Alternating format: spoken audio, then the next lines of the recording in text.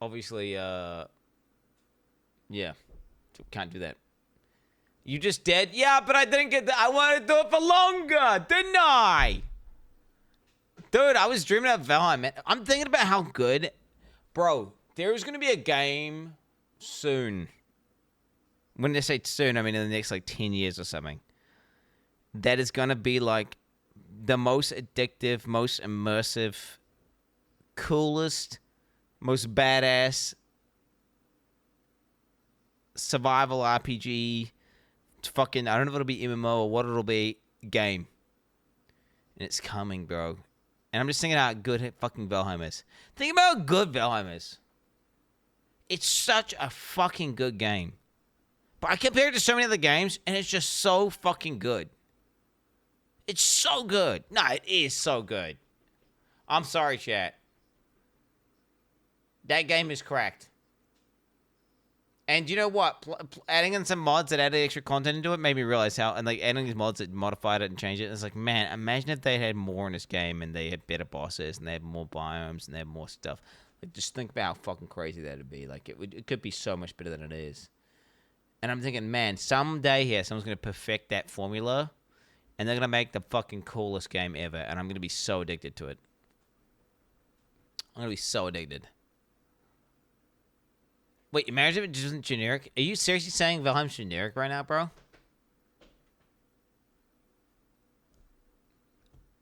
The fuck is this? Someone fucking requested the strangest secret Earl Nightingale. The fuck is this, dude? The fuck is this? Get out of here, bro. Yeah, I'm just excited for that game. Whenever that game comes out, I don't know when it's coming, but I know it's coming here.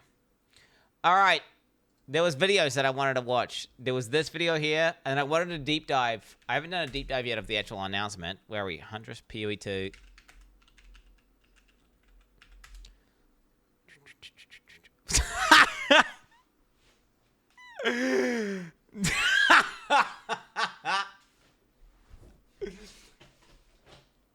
Can I fucking make it not? No! I can't make it not. I can't suppress it. Damage and abundance. Okay, I'll get this. Bro, I'm looking for the actual announcement, bro.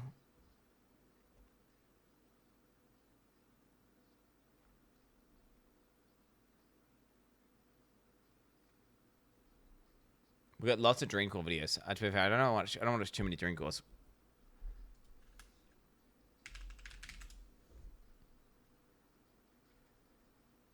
The fuck is it? Okay, it's a content reveal. Is it this? Oh, it's this. Yo, skipping this dog shit song. Yeah. All right, chat. Get your potions ready. Before we fucking start this shit, I am going to get my coffee. I will BRB in 1 second here, chat. BRB 1 second. I just got to literally press a button. I just got to press a button over here.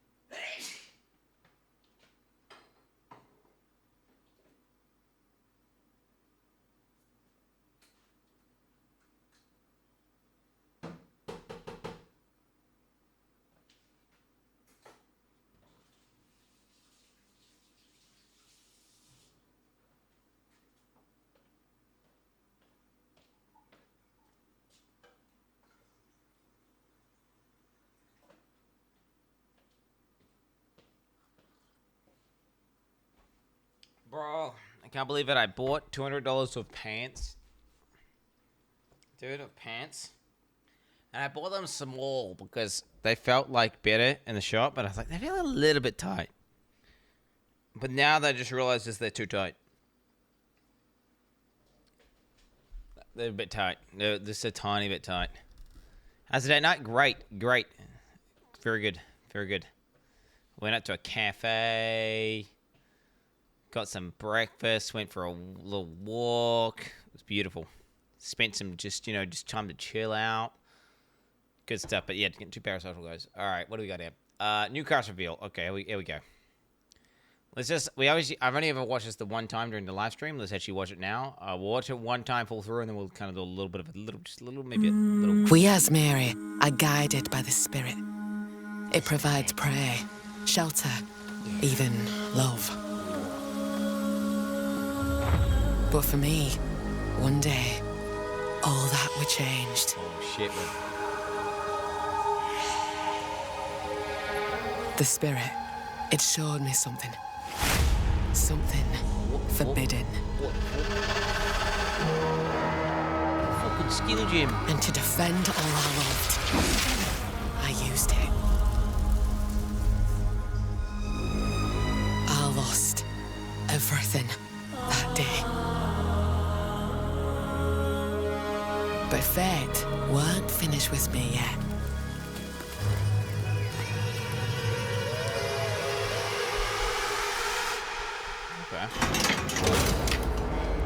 I'll right the wrongs I've done.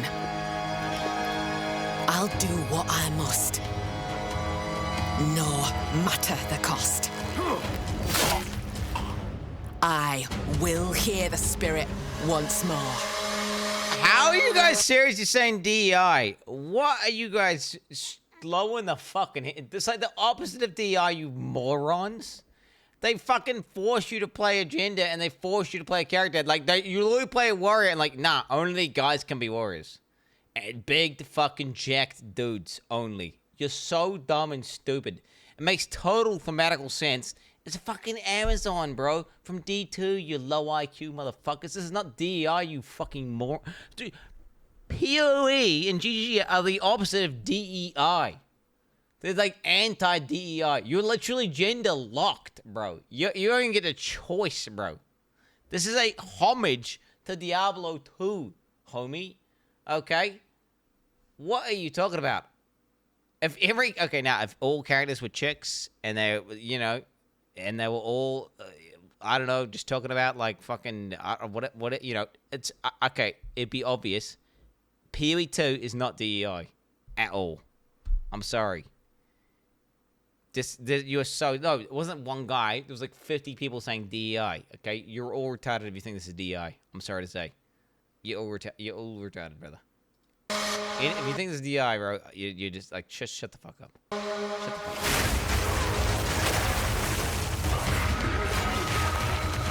And it's a fucking aesthetic, bro. It's an Amazonian woman.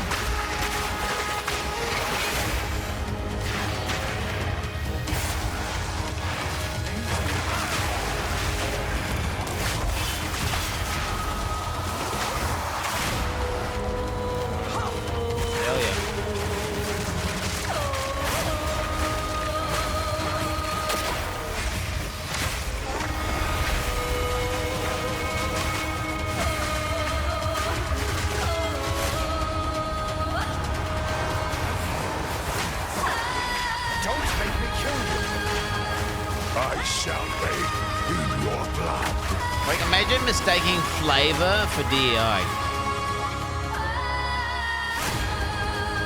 Like, it's an aesthetic.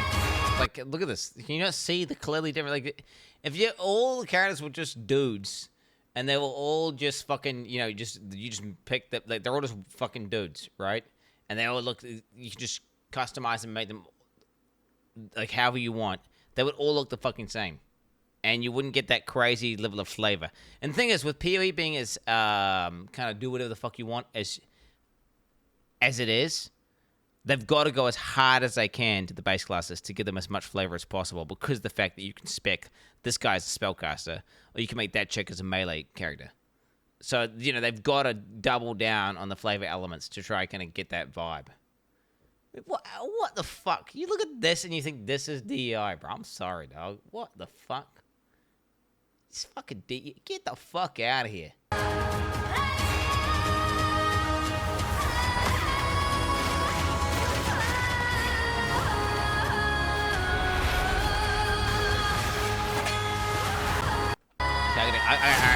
All right, where are we getting it? 100 new squad games. 100 new uniques. I hope that. Wait, is that that's the cool one, right? Pause. This one here is the. Is it the one that makes your mana fucking scale your attacks or something? Yeah, it is, right? That's fucking cool. I really like that one. It was just weak in PvE1, so I hope it's good. Fuck. Oh, shit, we get a lot. 100 plus uniques. Oh, shit, bro. What the fuck? Oh, shit, bro. Oh, shit. New in-game mechanics. Okay, so this is the new mechanics. So I want to pause it. New maps. Okay, we got Calandra. Little tentacle boat guy. What's that about? Fucking, that's the essence shit. Oh, it's too much, man. It's too much.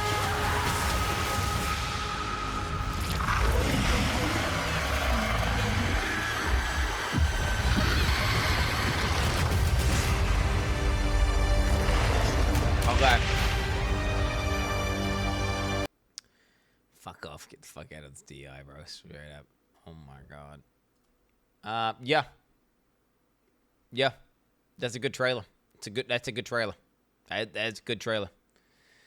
Lil Unk is cooked. Wait, who's I'm not cooked. What am I cooked about? I'm a woke streamer. I'm a woke Okay, how the fuck am I woke? Well, all characters aren't dudes. Dude, it's called flavor and aesthetic, man. You're so cooked, mate. You're so Hi. cooked. I'm Jonathan Rogers, Game Director on Path of Exile 2. Welcome to GGG Live. By the Spirit, it provides...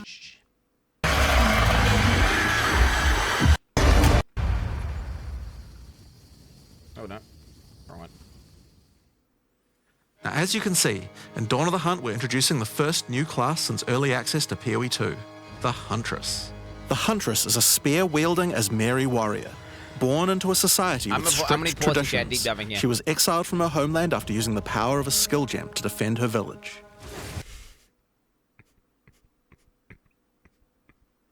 I don't know why that cracks me out so much, but the skill gem thing cracks me up. They just used the skill gem, bro. The power of a skill gem. Like, I mean, yeah. I guess they're not power. It's not, at least you didn't, like, she wasn't inhabited by, like, a fucking ancient spirit demon, right, that gave her insane powers or anything. Nah, she just found a skill gem, bro. As a dexterous spear user, she specializes in both melee and ranged combat, dashing into and out of battle. Spears have extended range and a short dash, but unlike other melee weapons, you can also throw them. In order to make a hybrid ranged and melee character work, we had to do a lot of thinking about ways to make it fun to both enter and exit melee range. The first skill you will get as a Huntress is Whirling Slash. As well as striking in a circle around you, this skill creates a whirlwind that blinds your enemies. Leaving the whirlwind will make it explode.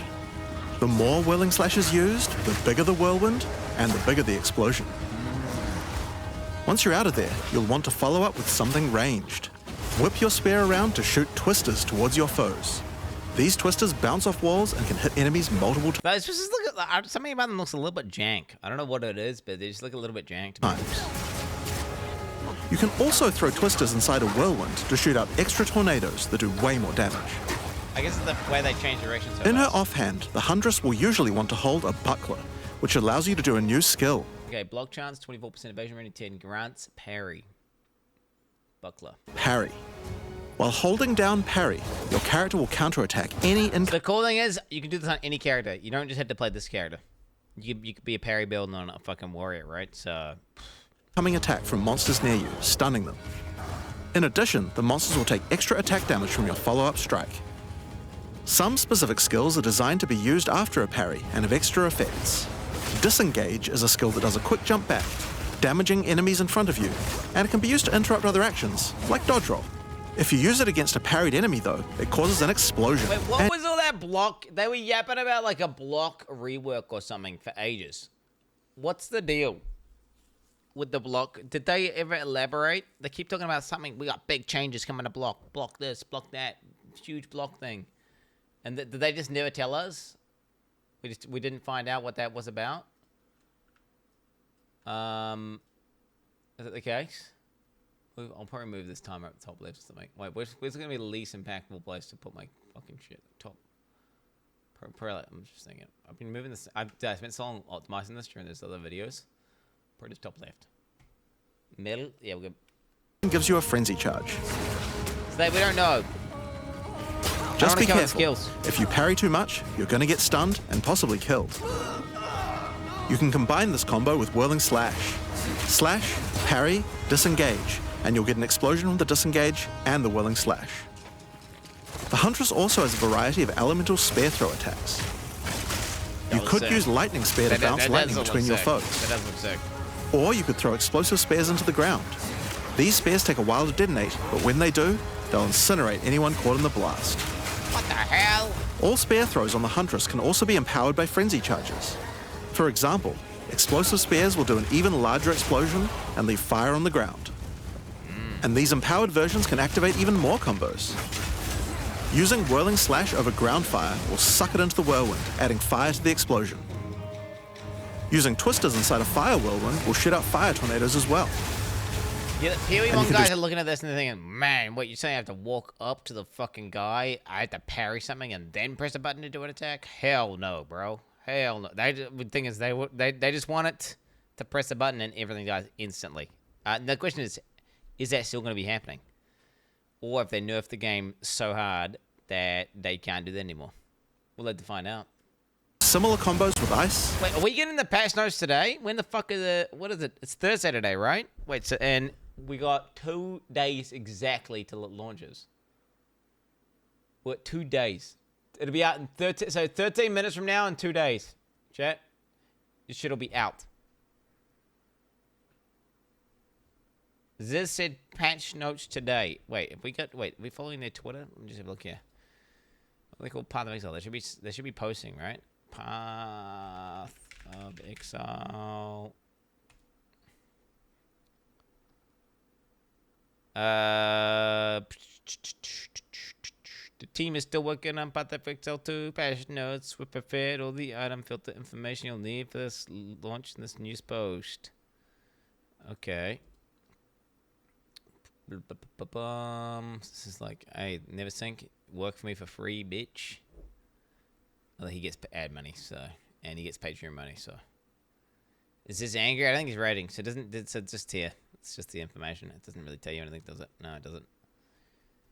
Fuck, man. Have they not got... Dude, I really want them before the game launches to have an in-game filter modifier thing. Straight up.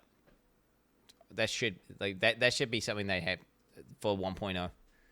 An in-game filter modification thing. Like, yeah, not this fucking shit.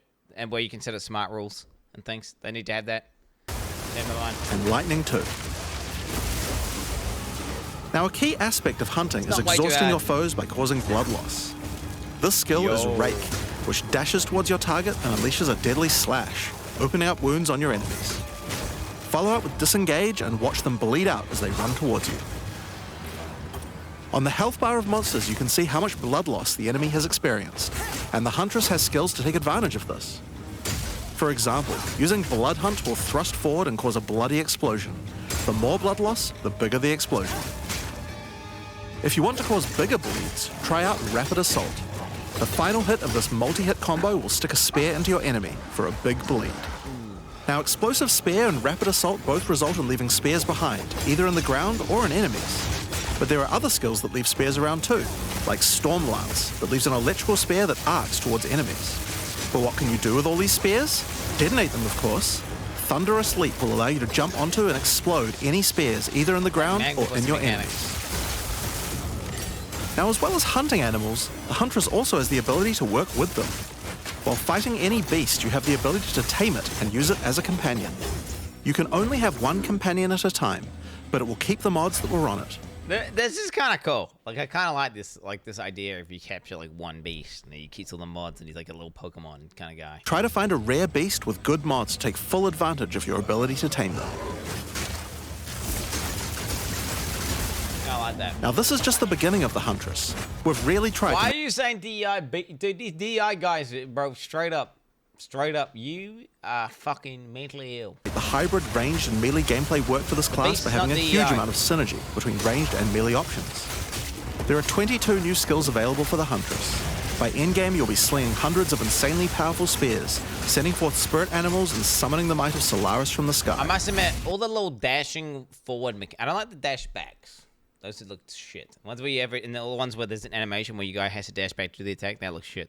But the ones where you dash forward, I like that. I like the idea of being able to like you go forward aggressively and then attack. Like if you look at this combo here, There are 22 new skills available for the Huntress. Boom. By That endgame, one? you'll be Yeah. slinging hundreds of insanely powerful spears, sending forth That one? spirit animals Yeah, and the other summoning one. the might of The Solaris right from one the looks sky. good. But we still haven't talked about ascendancy classes yet. What can the Huntress ascend into? Well, We the looked at first these. ascension class you could choose is the Ritualist. The Ritualist has embraced the darker side of his merry traditions by harnessing the power of animal sacrifice and plague. The Corrupted Life Force skill causes all enemies around you to grow volatile blood boils on their skin. When those enemies are slain, the boils will burst, spreading corrupted blood to all enemies around them. The Ritual That could be good for clearing, right? It could be nice for clearing. It's a little AoE, corrupted blood, kill monsters. But then again, it kind of looks a little bit slow. But maybe that maybe that's unoptimized because you can link it up, right? You can link it up to AoE, all sorts of weird shit. Maybe there's a way to prolif it. I don't know. And the ring slot thing is crazy, right? The ring slot thing. We've been over this. The ring slot thing is crazy. Like that's nuts. Ritualist also excels in taking advantage of magical trinkets. The Unfurled Finger skill allows you to equip an additional Better on trade than it is SSF though, obviously, because you can get way better rings. So ring on a finger around your neck. Taking Mystic Attunement increases the bonuses of all the rings and amulets you have equipped. Now this is one of my favorites. As the Whispers Ask grants you a new skill, Ritual Sacrifice. Use the skill on the corpses of slain rare monsters to absorb the power in their blood, to give you one of their modifiers for that animation is really big. a short time. Specialize further into Ritualistic Sacrifice with As the Whispers Demand, which allows you to perform that skill on yourself instead of a corpse. Cut your own hand, sacrificing some of your own blood to empower yourself.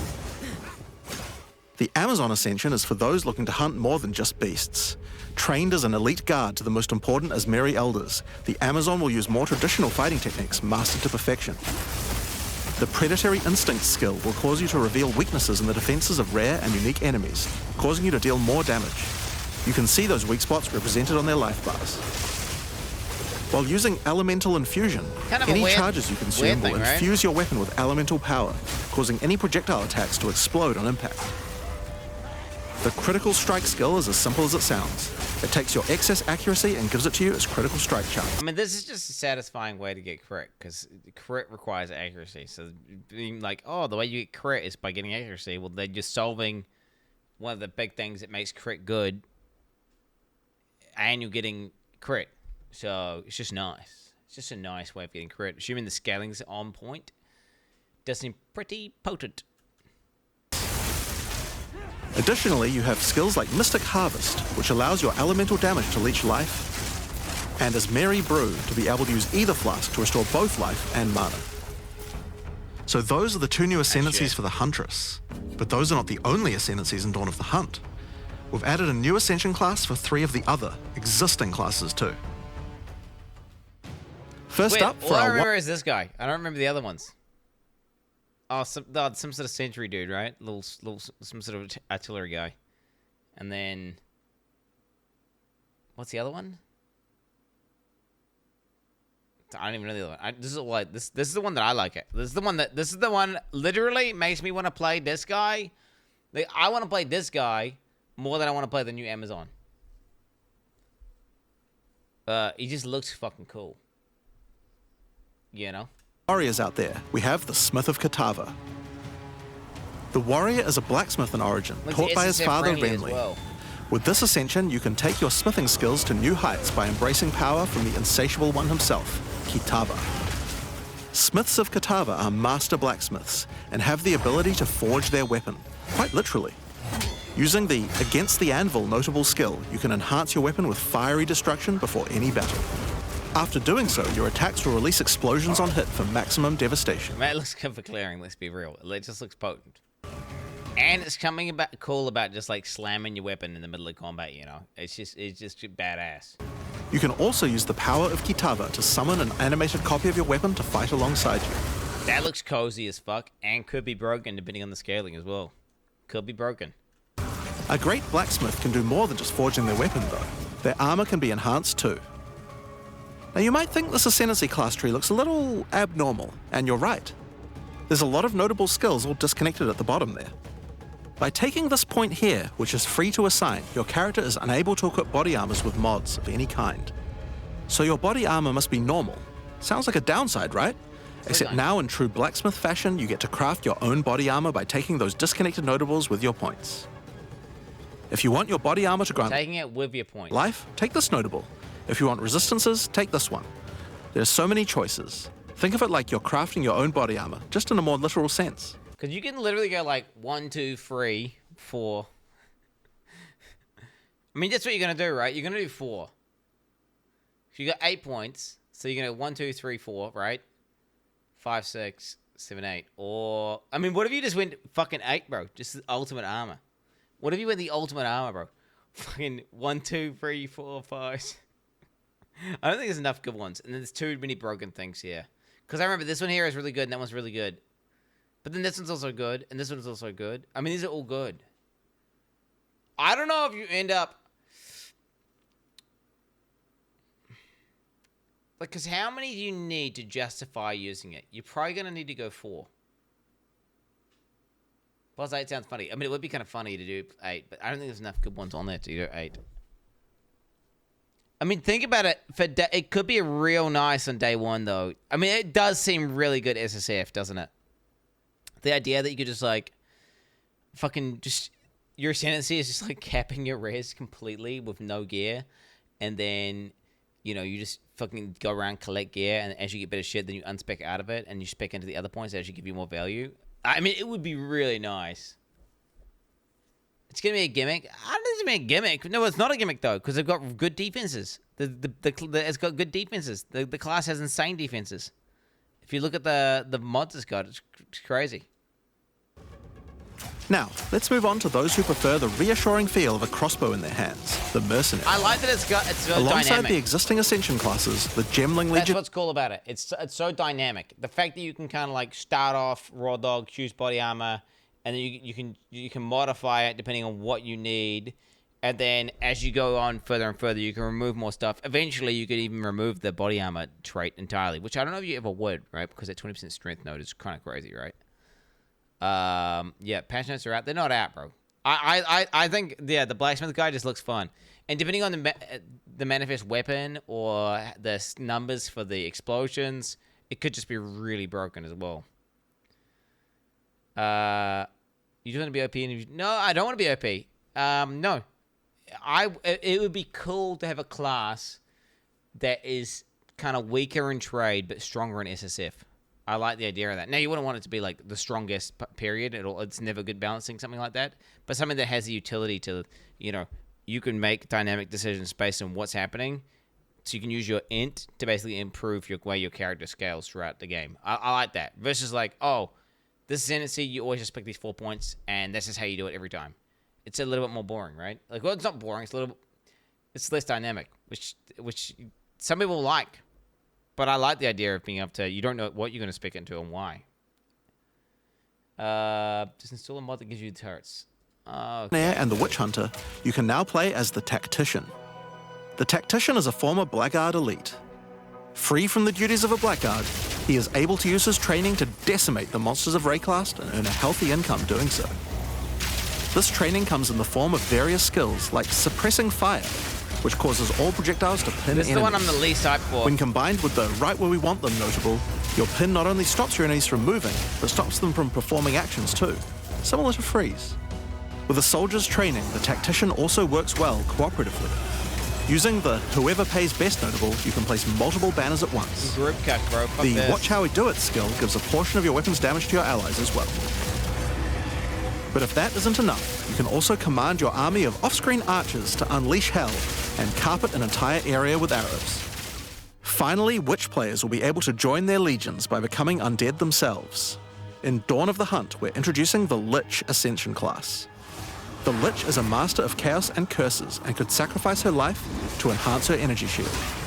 The Crystalline Phylactery skill allows you to nominate a jewel in which to contain part of your soul, massively increasing its power. There's just one downside to splitting your soul this way though. If you have no energy shield, your mana costs will shoot up. The Necromantic Conduit skill causes you and allies in your presence to have unholy might, granting extra damage as chaos damage. Rupture the Soul makes enemies you curse explode with chaos damage when slain. Dominion over Flesh allows you to apply an additional curse. I mean, it's just a cultist, right? But It's safe to say you'll be the true master of the occult by choosing the Lich class. So Dawn of the Hunt has the that lets you not like your HP not be modified is kind of nuts. The bottom right one. Huntress and 5 new Ascension classes, but it doesn't end there. Let's take a look at some of the new skills we've added. Now you may remember we've previously talked about the Raise Spectre skill. It's finally complete and it will be made available in the upcoming expansion. It can be found in the occult skills on the skill gem crafting panel. Raise Spectre is a skill that allows you to trap the soul of almost any monster in the game, which you can then summon in the skill panel. Spectres cost spirit and will revive automatically if they die, but the spirit cost varies based on the power of the monster. You could summon an army of weaker monsters, or a few of the more powerful monsters. You can combine them with your existing skeleton minions, or summon exclusively spectres. It's all up to you and how you want to customize your army of the undead. Given that there are hundreds upon hundreds of monster variants in Path of Exile 2, it's safe to say you'll be experimenting with this one for a while. This one looks kind of crazy. This shit. I mean, yeah, specters are always crazy. The issue with specters is they're always like some broken fucking monsters that just do way too much damage, and then they just break the game. It's just a balancing nightmare, right? But we're gonna find out. Is that gonna be the case? Did they somehow randomly balance all the monsters? I don't know. We'll have to see. I doubt it. Huge doubt. Huge doubt. There's some fucking thing which by mistake hits like 10 times more than it's supposed to, and it's doing 10 times as much damage as it's supposed to, and then they just get that one thing and stack it, and then it just does infinity DPS. Calling it. There's gonna be videos of Spectre builds obliterating bosses in like 0.5 seconds. We look forward to seeing which monsters serve you best. Now let's move on to our next skill. Since we've been talking about summoning undead so much, let's have a change of pace and summon something a little more alive. In Dawn of the Hunt, we're adding the Summon Rower skill. Summon your friendly rower to aid you in combat as a minion. You can also mount your rower in combat at any time, allowing you to move at full speed even while shooting arrows or throwing spears. Be wary though, if you take too much damage while riding your mount, you can be knocked off and get overwhelmed. It's worth keeping an eye on your stagger bar, as falling off the mount can mean almost certain death. On the topic of new ways to enhance your... No one's gonna get knocked off that shit. I feel like that shit is gonna be maybe really strong for builds that just run around. Like, if you have really, really high damage, not super high EHP, but you just go around kind of just obliterating everything as you move. Because how's that gonna be balanced, right? Like, your character can move full speed while doing full damage. It's basically Cyclone with no downsides.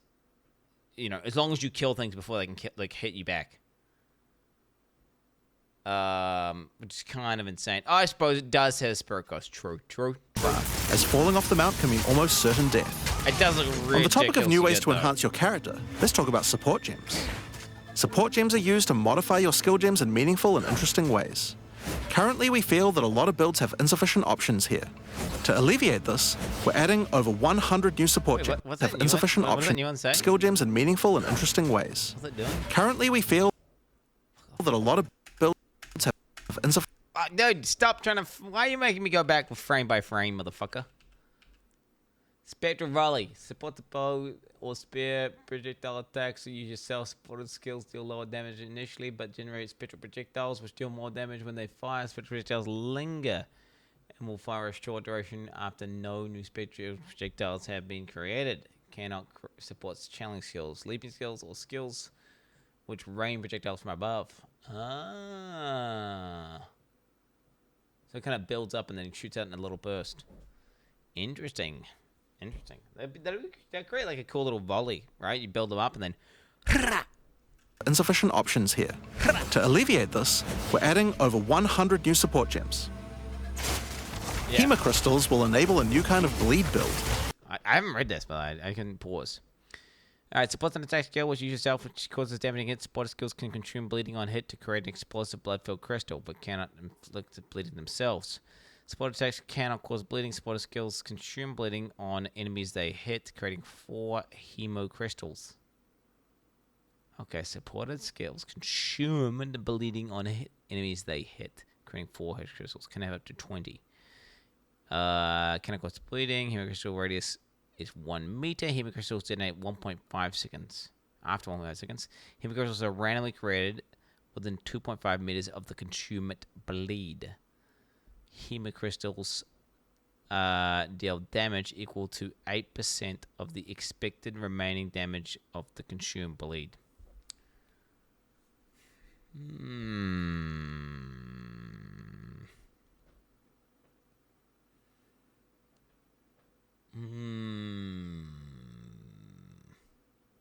Okay, I can read. Yeah, I can read. I'm just thinking about how.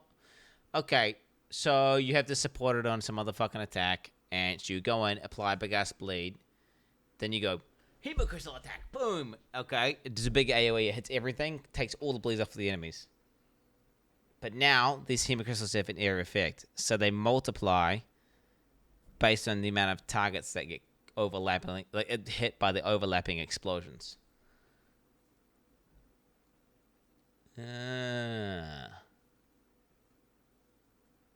Creating 4 hemocrystals. So you get 8 times 4 times the amount of monsters hit by the attack. So you just need to hit how many damage? So 8 times 4, 32 damage over. So 32% of your bleed damage, right? So all you need to do is hit 4 targets. Second you hit 4 targets, you're doing 128% of your bleed damage. Assuming that you get full overlap. And then you're basically doing, at that point, you're doing 28% more bleed damage, and it's faster. So it'll decimate large packs, effectively. It'll decimate large packs. But it'll be shit to use in single target. Complete dog shit to use in single target. Then again, will it be complete dog shit to use in single target? Because technically you take the bleed out and you put it into the hemocrystal. Depends. It would be worth using a single target if you had super long duration bleeds. So if you had a bleed that was like 20 seconds long, well then it's absolutely worth putting it in a hemocrystal and just doing 28% of that over 1.5 seconds, right? Interesting. Very interesting. Very interesting. Damage over time you would have done into explosive Vaal crystals. Alignment is a support gem for bow attacks, which can reward skilled players with good positional skills. Caltrops for bow attack. I think it support skills indicate 1 of 4 directions. Indicating direction changes when an attack with supporter skill matches the indicated direction. Supporter skills deal 30% more damage when attacking in the indicated direction. So wait, how do we see it? Which can reward skilled players with good positional skills. Caltrops support gem for bow attacks, which can reward skilled players with good positional skills. Alignment is a support gem for bow attacks. Oh, it's fucking... I thought it was like the... I'm like, what? This lightning thing? He's not even shooting it. It's a little arrow, dude. You've got a little arrow that points out of your guy. There's a little arrow. Look, you see him? Do you see the little arrow down there? So the little arrow's there. Attacks, which can reward skilled players with... Up this way. Good positional skills. Okay. Move the camera. I just moved the camera, bitch ass. I did just move the fucking camera. How about I move my... Never mind. I might get small as fuck. We'll get small camera. Okay, caltrops. Projectiles from supporters. Okay, wait. Supports range spear attacks. Created supports skills create caltrops when projectiles they create reach the end of their flight. Okay, so you shoot a projectile out, lose caltrops. Attack damage 100%. Crit chance 5. Okay, where are we? Increases and reductions to Thorns damage apply to hit damage with this skill. Yo, a Thorns caltrops build? A Thorns caltrops build, bro. Log in. Okay. Thorns. Interesting. Maim on hit. Okay, so it's a slow. Radius is 0.5 meters. Caltrops land within a 3-meter radius of a projectile on impact. Caltrops duration is 8 seconds. Creates 1 caltrop. Deals 60% of your dexterity as physical damage on hit. I mean, this it looks like it could scale. Legit, this looks like it could scale. And then can it shotgun? Can it shotgun? If it lasts 8 seconds. Okay, you're doing 6 minutes of your physics. Okay, wait. You have a bunch of Thorns increase. You're doing 100%. You stack up like 10 of them, right? Now you're doing 1,000 attack damage. Does it multi-hit though? I don't know if it multi-hits or how that works. Maims and deals physical area damage when triggered by an enemy. Maybe just procs once. Drops will allow you to litter the battlefield with hazards, slowing your foes as you fling spears through their ranks. Allow you to litter the battlefield with hazards, Look. slowing your foes it looks like it breaks. as you fling. You see, it's basically spamming 100% attack damage. So 6% physical damage. Depends how much you can get your Thorns damage up and how much dex you can get. Interesting. Very interesting. Spears through their ranks. But there's plenty more for every playstyle, such as enormity. Minions from spell skills have increased size, damage, and life. Wait, it must make them cost more. Okay, so it makes them cost additional reservation, 10 spirit, additional multiplier 130%. Damn. Okay, it's an expensive gem. It's an expensive gem. But then size is cool. That's a unique stat. Although, does that mean they get stuck in more doors or Unsteady tempo. First attack in sequence with your supporter skills inflicts hobble on you equal to 40% of your life. Okay, I need to read this. Supports and melee attack skills. You use your stealth. Attacking with supporter skills will cycle through various effects with the first attack in the sequence inflicting hobble on you. The second and third attacks in the sequence will powerfully scale. Oh wait, the second and third attacks in the sequence will powerfully scale chance to critically hit and overall damage, respectively, at which point the cycle will reset. First attack in the sequence inflicts hobble. What the fuck is hobble? What the fuck is hobble? Can someone press Alt and highlight over hobble, please? Does it slow you down? What does it do? Second attack has 30% more chance to critically hit. Third attack has 20% more damage. So what does it equal out to? Wait, depends how much the downside of the first attack is. Like, is it just slowing you down? Is it doing less damage? Like, what is it doing? I mean, it could be nice for ailments, for doing, like, this could be like a 20% more multiplier to do a bleed, right? But you have to do each third attack. I mean, I don't know. Interesting.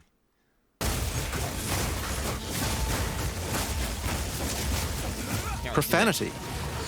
Okay, support skills use yourself. Supported skills consume a corpse on use, dealing more cast damage if they do.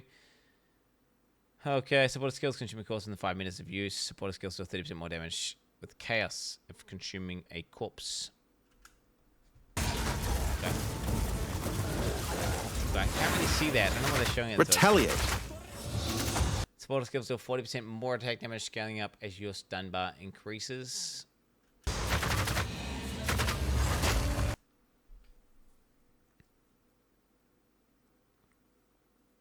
Wait, so you got to play around your fucking stun bar. And then use that as a model. What I don't like is that's relative. So if you have a very small stun bar, then it's not like you get less damage. I think it'd be cooler if it transferred that number into damage. Because it means if you're really good at resisting stun, you're going to be really hard to press to get your stun bar up, right? If you're like super invested into blocking. This is kind of jank. It probably is fine though. The balancing's probably good for the campaign. This seems like a campaign gym. Or a gimmick gym to snapshot big bleeds, right? Either that. I mean, what has happened? Let's be real, chat. What have they done to Hammer the Gods? Is it going to be like, this attack now does 90% less damage with ailments? This attack cannot inflict ailments. This attack now does 1/10 the damage, but the cooldown is now 5 seconds. What's it going to be? You know? No, they said in the interview they don't know what they're doing. That's a problem they need to solve today, which was like yesterday. So that means we need to find out what the fuck they're going to do. But they said they don't like just reducing ailment damage. I agree with them in the respect that it's way cooler to just design an ability that makes sense and is succinct and doesn't. It's like when you have an ability and it's like an entire build and a skill gem, and you've got to read like 4 paragraphs, and they've had to put like balancing patches within the ability itself because otherwise it'd be broken. It's like not a very nice designed ability, is it? The coolest abilities are ones that have very simple but impactful lines that really change the way they function.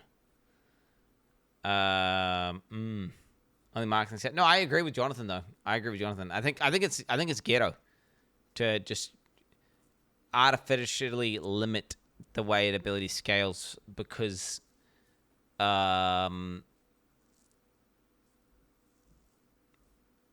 it'd be broken otherwise. Like, just design an ability that just wouldn't be broken in the first place. With it more, just change the way the ability works entirely. How? I mean, an example to fix Hammer of the Gods would just, again, I mean, you reduce damage / reduce cooldown, or you make it so it just can't inflict ailments, or you do some shit where it can only inflict certain ailments, and or you change the element of it, or there's many different things you could do, right? But like just saying this ability arbitrarily does less damage with ailments, and this ability does whatever, like specifically with this ailment does less, and it's like I don't know, it's way less cool when you have an ability that's just a paragraph of fucking shit getting cucked. It's just a poorly designed ability, and maybe it shouldn't have been put in the game in the first place. Okay. Syzygy. Yo, what the fuck? Syzygy? Okay. Support slam skills you use yourself. Hits from supporter skills are considered crushing blows against enemies who are both ignited and fully armor broken. Oh, shit. So you gotta have them ignited and break all their armor. Hits with supporter skills that heavy stun... Wait, hits with supporter skills that heavily stun, ignited, and fully broken enemies will intimidate them. Huh?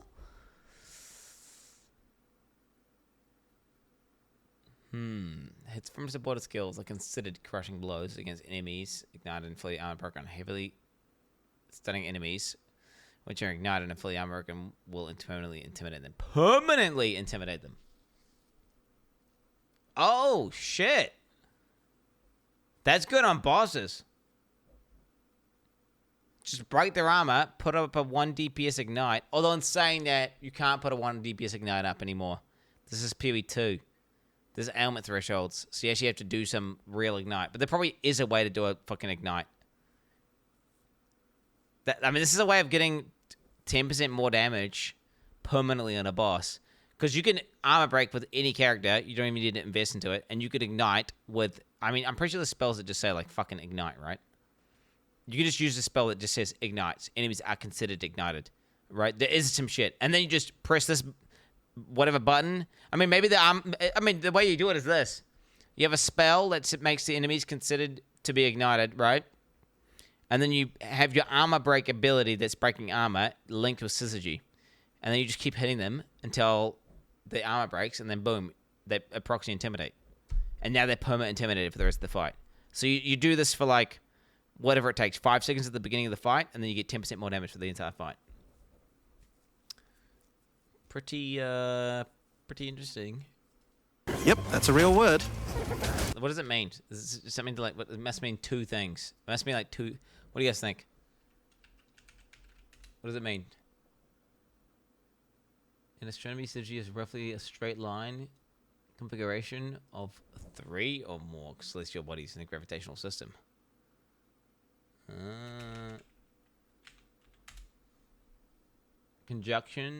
A conjunction or opposition, especially of the moon and the sun. The planets were aligned in syzygy. A pair of connected or corresponding things.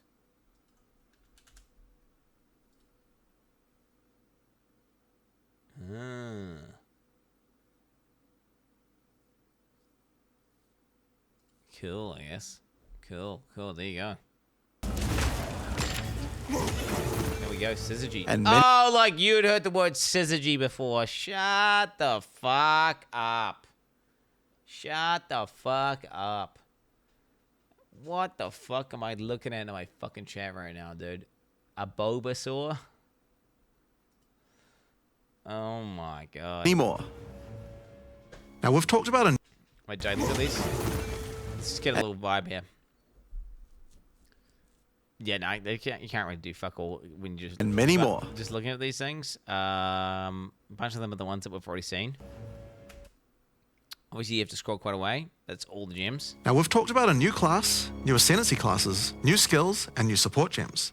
But let's not forget about the core of a true action RPG, the items. To start with, let's talk about uniques. We're adding over 100 new unique items. This time, we've made sure to add uniques with a focus on mid and end-game tiers to make sure there are more exciting items to find for higher-level characters. Let's look at some examples. Okay, gain 1% of fire damage per 1% chance to block. So this is like max 75% increased fire damage. The shield itself is 300 armor, which is mid. Cast Resist is 27, which is huge. And stun threshold, okay. Fire is okay. I mean, 75% increased damage. 75% increased damage. 27 cast, 38 fire.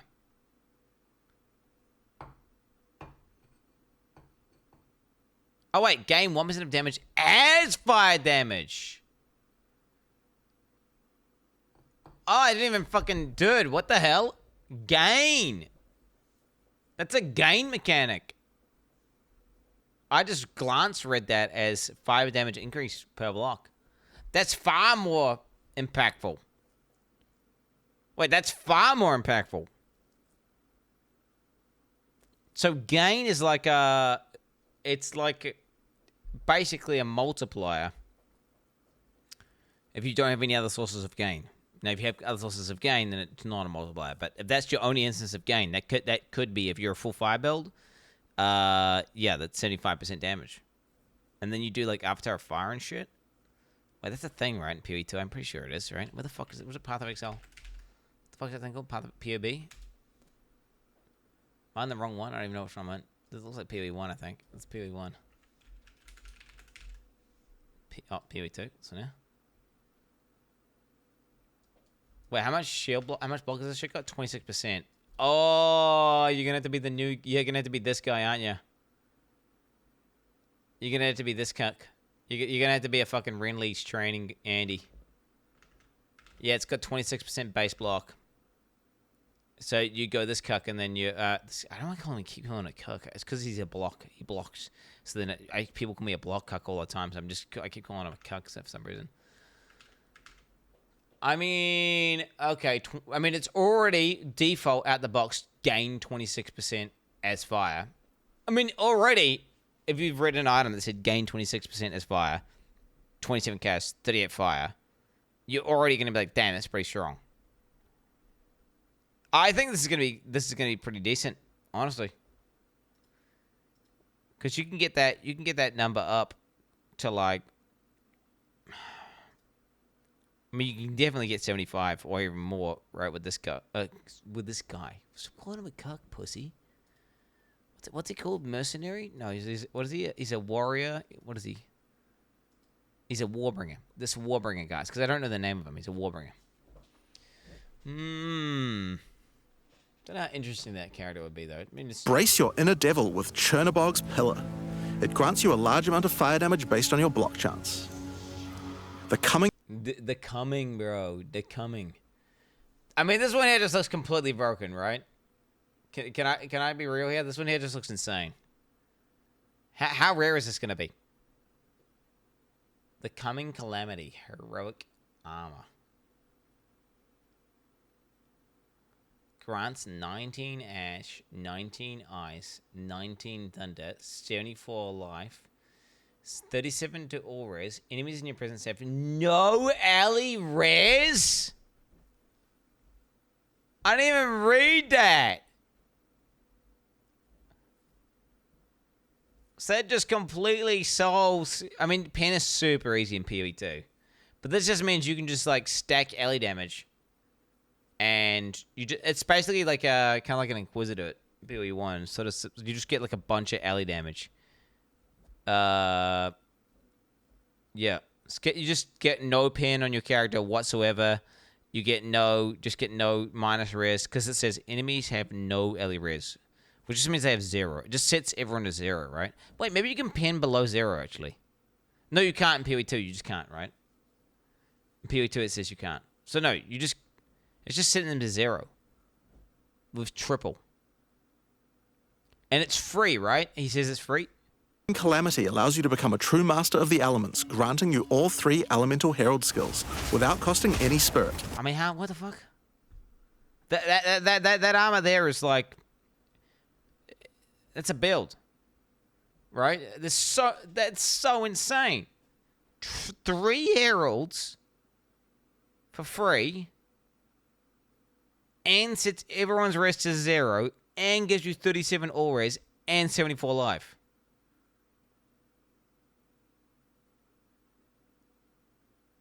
That's like got the, because normally they have like a downside of like, oh fuck, it's got like some bad shit on there, but it's got life.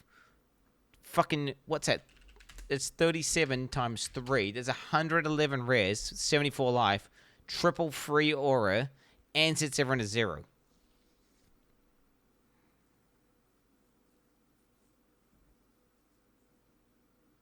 There's gonna be, wait, what?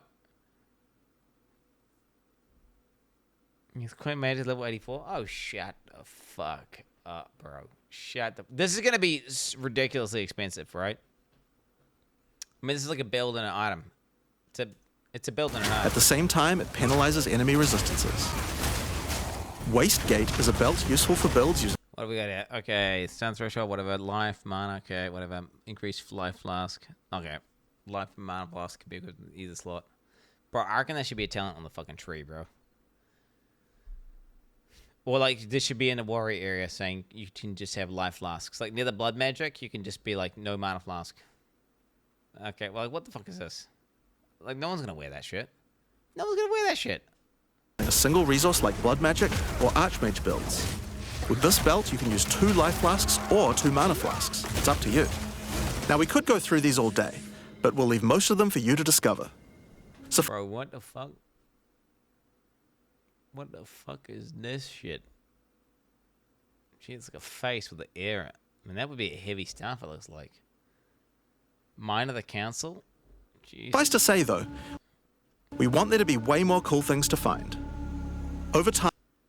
Yo, the Tidebreaker, man. Oh, how's it gonna read, bro? I hope Tidebreaker's good. Like, I really hope Tidebreaker's good. Reliquish boot skipped. Wait, was the Reliquish there? Up to you. Was Reliquish there? Now, we could go through these all day, but we'll leave most of them for you to discover. Suffice to say, though... Oh, they are Reliquish. Oh, wait, I'm not really... So wait, you got to look at all their pieces of gear. It's not just their weapons. With this belt, you can use 2 life flasks or 2 mana flasks. It's up to you. Now we... Okay, so wait, Minor Council. What is this? What is that? What are these? I can get minor council. That's it. Yeah. You think that's Sire of Shards? Nah. You reckon? Spy. Okay. PoE vet. I don't know the animations. I mean, I know the pictures. So like the reason I can get minor council is because that looks like the picture. These all day, but we'll leave most of them. Like I have MTX on. Like this thing here, I do recognize from something. This purple thing, I mean, fuck, that thing looks significant. I don't know. Looks significant. Who cares? Show tattoo Quinn. Default bad, bro. Default bad. There it is, bro. There it is. For you to discover. Suffice to say, though. Yeah, the Relicash bows look insane. Fuck. Wait, are they broken in PoE 2? Or they've not been in PoE 2 yet? They mustn't have been in PoE 2 yet. Okay, we got spiky gloves. We got some weird... Is that the Siege Breaker, do you think? I don't know what the fuck this shit is, man. I don't know half these things. Yeah.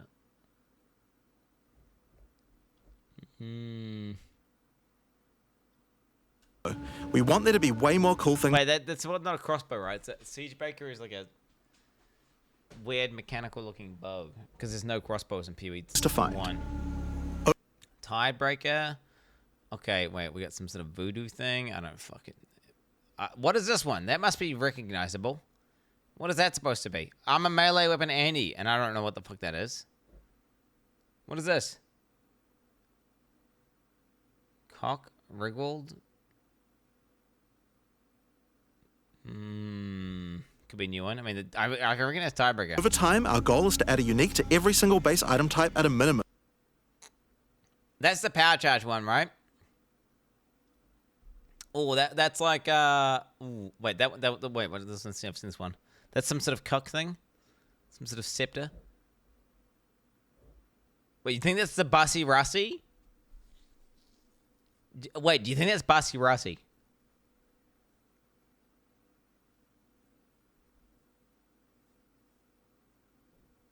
Bussy Russie, I mean, do you think it does look cloth at the bottom? Some sort of fucking... The witch looks the best, man. URL.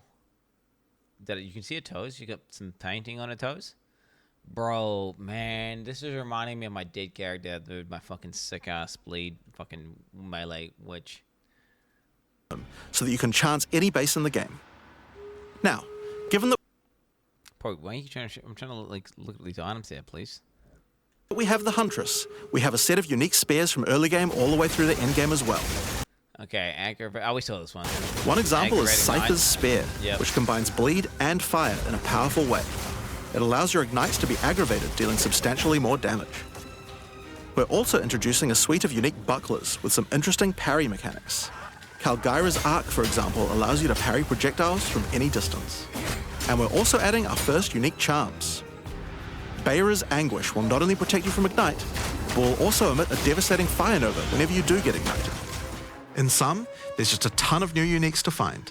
We can't wait to see the weird and Wait. In sum, Ignite. So if you self-ignite, what happens then? Ignite enemies in your presence. Like 23% can change when you kill an enemy. Use when you become ignited. Ignite enemies in presence as though dealing 25% of your maximum life when used. Was that ever going to be good scaling, though? I don't know. Or is that just going to be a fucking meme? Like, I can see it being good early, but then is it going to be good late? Maybe if you could have insane charges, and then you scale Ignite up, and you get a bunch of life, and then you self-ignite yourself, so you permanently spam Ignite things. Could be a mapping build, maybe? Could be like a mapping build. Will also emit a devastating Fire Nova whenever you do get ignited. In sum, there's just a ton of new uniques to find. We can't wait to see the weird and broken builds that come out of it. Now, we also want to talk about crafting options. In each major update during early access, we'll be continuing to add and improve the options here. We have various new crafting tools that have been added as rewards to many of the different types of new content that we're adding. But for now, I just want to mention the changes to runes. Runes add commonly available mods, but since they only have one tier, flat damage mods tend to get outclassed by endgame. So we've changed runes to have multiple tiers, allowing you to get higher tier mods than before. Our plan is to significantly expand the number of more specialized mods for crafting using socketables as we add new Wait, you can just remove runes at any point, right? Now, they changed that, like, in one of these recent patches. You can just switch them out. Do you get the old one back, or does it destroy the old one? Override, not remove. Okay, so you don't get it back. You just kind of... Yeah. I remember that being a patch. That's so insane for SSF. It's crazy. It's crazy good for SSF. Do you know what? I actually am getting a little bit excited now. Because I'm remembering back to my characters, and I'm remembering back to, like, man, I really want these patches to come in, and then, like, I think I quit before all the patches came in that fixed half the shit. Before it fixed the towers, and they fixed a bunch of shit. So now I'm going to come back, and they're going to be a bunch of fixes, and on top of that, even more fixes. On top of that, a bunch of new skills. On top of that, a bunch of new uniques. On top of that, I didn't even beat the final boss in SSFHC, so I've got my goal of beating the boss.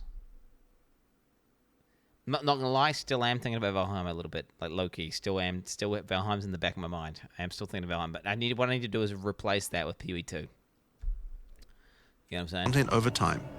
And the first new set of those comes from what we're talking about next. In Dawn of the Hunt, we're adding Asmarian wisps, which can be found throughout both the campaign and the endgame. The Asmari spirit has made itself present in Rayclast, and it appears to be trying to warn, or maybe prepare us for the coming darkness. You will first encounter a manifestation of it in the Grellwood in Act 1, where you'll meet Delwyn, an Asmari hunter who is trying to find out what exactly is causing the spirit to behave this way. As you approach the wisp, it will flee, leading you past monsters. Any monsters it comes into contact with are infused by it, making them more powerful. Each spirit is associated with a specific revered animal within Asmari culture. This one is a wisp of the Great Bear, and grants enemies extra life and stun. The wisp moves faster the closer you are, and as you move away, they slow down to wait for you. What's scary is it kind of reminds me of, like, Delve. It's kind of like a Delve, but it's in a map, so who gives a fuck, right? It's in a fucking map, right? But if you get too far away for too long, they'll dissipate and return to the woods. As you continue to chase the wisp, it will find... That to me is a way better mechanic. Providing it doesn't turn the enemies into unkillable gods that fucking one-shot you. And it's like you just follow it around and you go to try to keep it with the wisp. And like that to me would be more engaging and fun than something like fucking Ritual. I'm still pissed off that Ritual is one of the main mechanics. Like, because I hate Ritual. I hate Ritual. And possess a rare or unique monster, granting it a new powerful ability. Because this was a wisp of the Great Bear, this monster now also has increased life and stun. But on top of that, it will periodically summon a large spectral bear that slams with wild fury. If you're able to defeat this foe, you will be rewarded. For each monster that was infused and killed along the way, the rewards will be increased. Each wisp has its own mechanics. The Wisp of the Winter Owl is a primal wisp that causes enemies to deal extra cold damage, gain energy shield, and release wind vortices on death. When infusing a monster, they will call down large tornadoes to protect their host. The Wisp of the Wild Cat is a vivid wisp that causes affected monsters to deal more critical strikes and become more evasive. When it infuses a monster, it will summon a barrage of feline spirits that will attempt to tear you limb from limb. If you're lucky, you may even find sacred wisps that can do some pretty crazy things to the monsters they influence. Like the Wisp of the Cunning Fox, which turns normal monsters into magics, magic monsters into rares, and rare monsters into actual bosses. Why do I feel like that, like somehow, like Empyrean Gaming and like some of these dudes, they'll fish like this wisp in some ridiculous density map, and they'll get like maps with there's like 50 bosses on there or some shit. They're gonna some Giga Juice something, some Scarab that does some bullshit that does something, which scales them up. Which there can be some stupid amount of bosses in their maps. Asmarian wisps can drop a new... Okay, wait. Hits against you have 10% reduced critical damage bonus. Okay, 1 region melee hit. Body armor's critical cannot be inflicted. That's nice. That's potent. That's a potent little way of getting CBMM. I like that. Yeah, that's quite tight. New set of socketable items that allow you to craft a wide range of interesting new mods onto your items. Each one may only be used on a specific item slot. As mentioned, The Asmerian Wisps can be encountered throughout the game, but there's also a new endgame map called the Asmeri Ranges, a mountain village where the Asmeri once lived, now overrun with corrupt monsters. This map always has multiple Asmerian Wisps in it, and familiar, yet not quite the same boss fight. Asmerian Wisps can also be further modified Yes, if 100% chance to increase to have Asmerian by the Wisps. endgame Atlas tree. Mary Spirit and your mats have 50% chance. Increase area effect. Okay. Okay. As well, and by tablets. But I'm not going to be the one talking about those things. In order to cover all the new content in in-game, I'm going to hand things over to Mark. Hi, I'm Mark Roberts, Game Director on Path of Exile 2. It's back. There's a ton to talk about with the endgame today, so let's dig right in. Path of Exile 2's early access began with a brand new endgame, and it was clear that it needed a lot of work. After absorbing your feedback, we're ready to make some epic changes. The first thing is, we just need a lot more content. In Dawn of the Hunt, we have made sure to focus on increasing the sheer number of interesting and different encounters you will randomly stumble into as you explore the endgame. And the second goal is to smoothen the progression through maps and reduce the amount of annoying busy work. To start with, let's talk about the new interesting stuff to find. Well, the most obvious thing to add are new maps. As well as the Asmeri Ranges that Jonathan mentioned earlier, Dawn of the Hunt also contains 7 other new maps, all with their own custom encounters. Let's start with this one. The Feral Megaliths map starts off in the wild Ezomite forests. As you progress through the forest, you will find mysterious rune-carved stones that, when touched, surge with energy. After activating all the stones, you can find a grand henge, where all the energy is coalescing. You can then start an encounter. The area darkens, a storm moves in, and a concentration of energy summons a dangerous boss. You must fight and defeat the boss to get its rewards. Once you have defeated it, summon another. And another. I like this and another. a lot. And another. I like the idea of, okay, super unique maps that are way different from your standard gameplay loop, that are far more rewarding than usual. And I honestly, I feel like this should not be modifiable, right? Like, points of interest that you progress towards and you're excited to when you see them, and then you're excited when you get there, and then you go there and you get the thing. Right? Yeah. Unique, like, just, like, really good unique maps. An example is the seer. I was always excited to see the seer, and it'd be like, oh my god, the seer on my screen, and I'd be like excited to path towards it. I'm expecting something good. I'm building up, and I get in there and it's trash. But that was cool. I was like, wow, that's kind of, I felt like I was exploring and I was going places. And you just want like that, except you want 50 other things you can do that all have they're vastly different to a standard map, and you got to do weird shit in there that's different from the usual gameplay loop. And then it's got lots of rewards and interesting things in those places. And I feel like that'll make the end game of like exploring and like having a direction of where to go. I feel like you get more agency and it'd be more exciting to like kind of like, find places. I mean, but you wouldn't want a thing where all you do is do some bullshit where you like go in a straight line and then just path to just the main thing. I don't know. Do you know what they need to do on top of this? They need to have, like, a system. Do you guys remember PoE 1 way back in the day when there was just Shaper and Elder? And you would go through and you would, like, bounce around influence and do weird shit.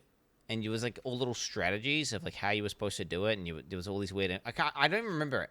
But I do remember there was, like, a little mini-game of how you were supposed to, like, get the influence maps, to get the fragments, to get the bosses. And it felt like there was a whole strat. And I feel like they need some sort of metagame like that.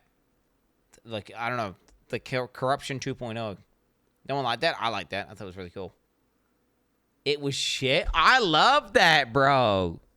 I love that. Let me out and ban this dumb fucking bitch. This guy's a fucking... We got a fucking Banny Vader here. I don't know why we don't permit him. This fucking Banny Vader ass bitch. Fuck you, pussy. Fuck you. Little Banny bitch ass. You have 10 total waves of boss fights which get incrementally more difficult. If you manage to defeat them, you get full boss rewards, but also opportunities to get new runes. These can only be obtained from... Okay, wait. Martial weapon, 8% skill speed. Okay. Pretty fucking potent. Debuffs on you expire 8% faster. Okay. Whatever. Martial weapon attacks with this weapon have 10% chance to inflict lightning exposure. Pretty potent. Okay, reduce defensive shock. Whatever. Martial weapon. Meta skills gain 10% increased energy. Pretty fucking potent. Armor. 1 to 10 lightning thorns damage. That looks complete ass. But what's up with the every single armor effect is just trash, and then all the weapon effects are good? Martial weapon. Minions gain 10% of their physical damage, extra lightning damage. Pretty fucking potent. Armor. Minions take 10% of physical damage as lightning. Do you know what? That's the first one that's actually kind of good. Reduce shock is nice. Well, I mean, dude, what are you talking about? You don't get shocked in PoE 2. from this map. Although they did say they are changing the ailment threshold in PoE 2, so maybe they will. Maybe it will be the case. They did say they're modifying it, so we will get ailments on us more. But it's my experience in PoE 2 was ailments were not a big deal at all. You just kind of ignore them, and they just don't really affect you. And it is what it is.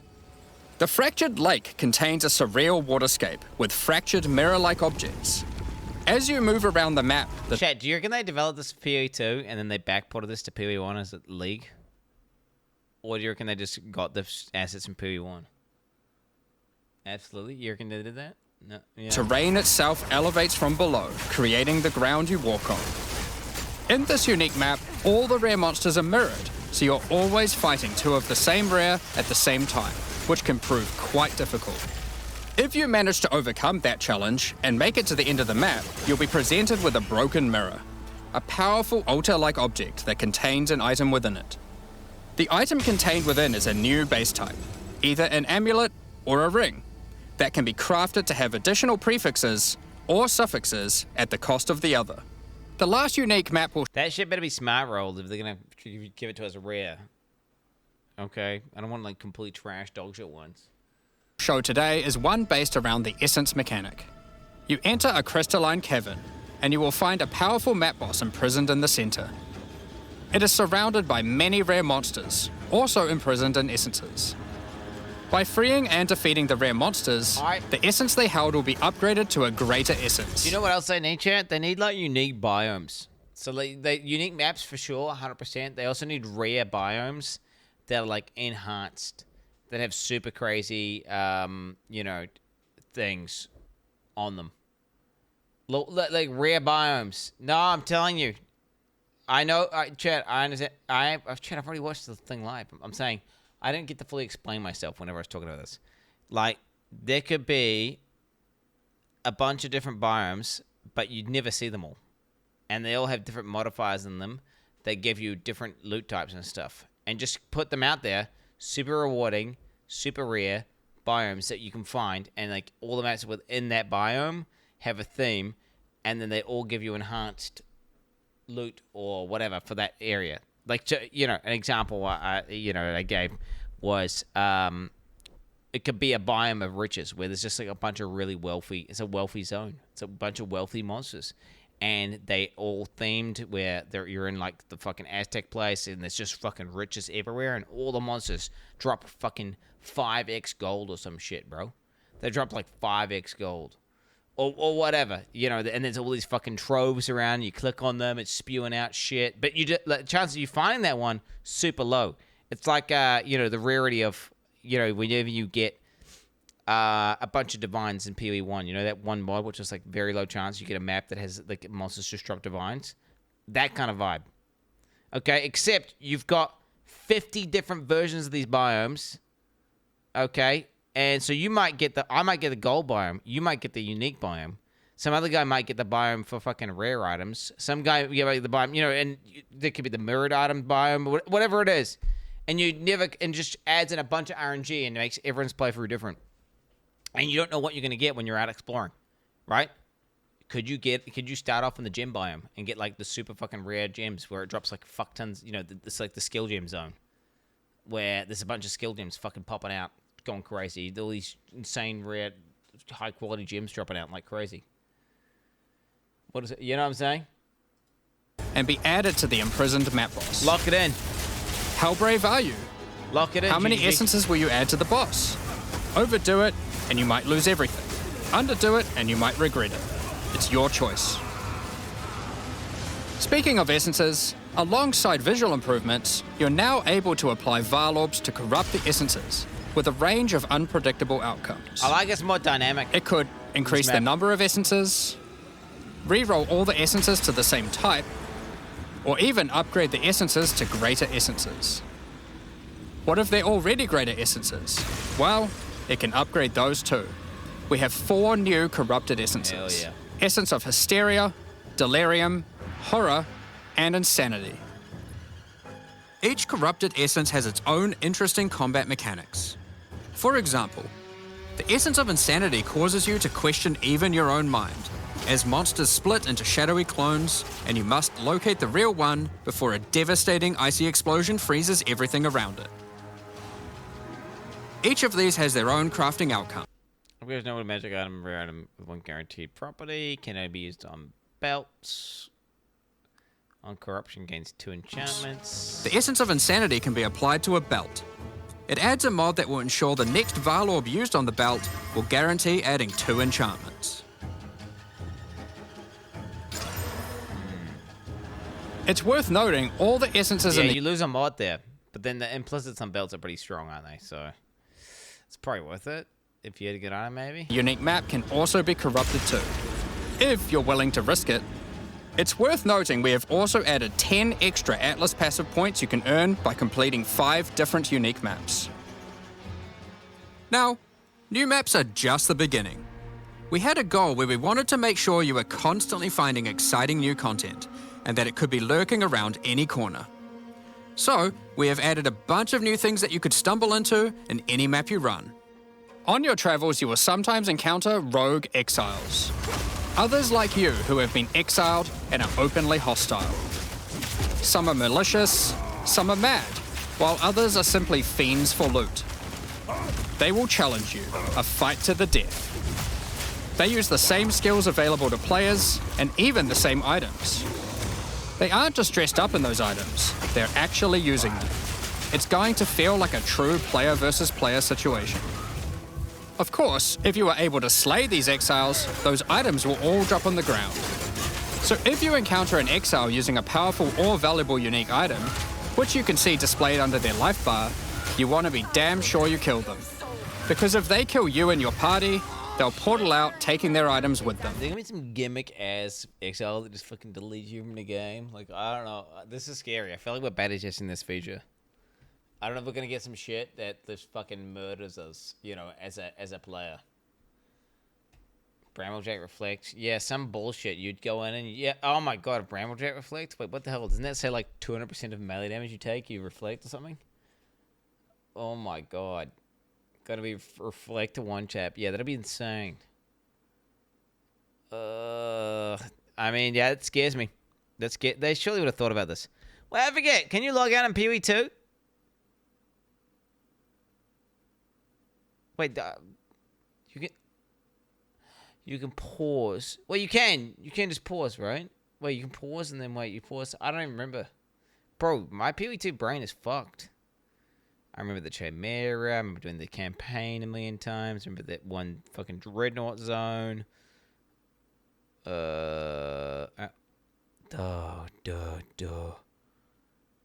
What'd she say? The Asmeri spirits. No, what'd she say? Aboba. What does the check say?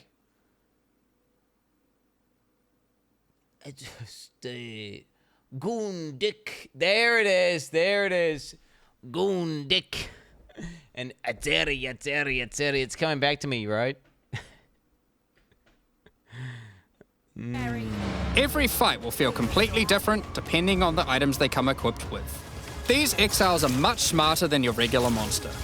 They have capabilities to dodge roll, avoid your abilities with smart pathfinding, smart targeting, and much more action-packed gameplay. Fortunately, they're like you and they're not super durable. Unless, of course, they're wearing uniques like Helm's Heart, in which case, expect a longer battle. There are 12 different rogue exiles you can find, each with their own skills and personalities. Some may insult you, while others may admire your honor in combat. I hope this is a funny one. I hope this guy's like the Dark Souls guy. You know, the fucking dude who's like trying to betray you constantly. Another encounter you might stumble onto in Dawn of the Hunt are one of 4 new unique strongboxes. Strongboxes are chests with modifiers. When you try to open them, they activate traps and spawn waves of monsters that you must defeat to access the loot. Let's take a look at 2 of the new unique boxes that are harder to find and behave just a little bit differently. The Ogham's Legacy Strongbox has a corpse splayed out in front of the rune-carved stone. Upon interacting with the stone, you activate Forbidden Ezomite magic, which revives the monster as a powerful rare.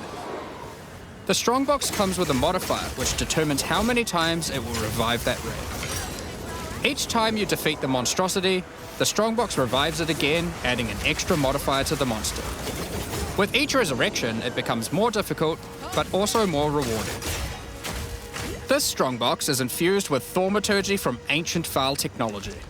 Eshel's Torment has a powerful artifact inside, and is guarded by Chaos itself. Defeating the monsters will grant you a unique item, with a specific corrupted outcome. You'll have to find the other 2 for yourself to see what they do. Now, let's talk about the introduction to the endgame.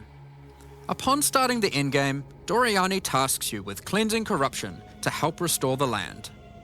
However, in practice, the quest objective just sent you on a grind to clear 15 maps. We wanted to make the quest to unlock your Atlas passives much more interesting. Now, Doriani is tasking you with a more specific objective. On the Atlas, you will find areas of corruption caused by the beast. In the center of each one, you will find a corrupted nexus, the source of the affliction. In the areas leading up to the nexus, you will notice that corruption spills out from slain enemies and amalgamates into powerful monsters. Corrupted maps existed on the Atlas before, but we've done significant work on improving these monsters. We've also done a full pass on the modifiers on these maps to make them more interesting and more rewarding. Once you reach the nexus, you will have a new task: cleanse the source of corruption. When you defeat the last rare in those maps, they will spawn one of 3 terrifying bosses, amalgamations of corruption itself. After defeating that boss, Doriani will come and cleanse the corruption for good. As the remains of the boss are purged of corruption, it coalesces into raw crystallized power, which you can use to gain points for your Atlas passive skill tree.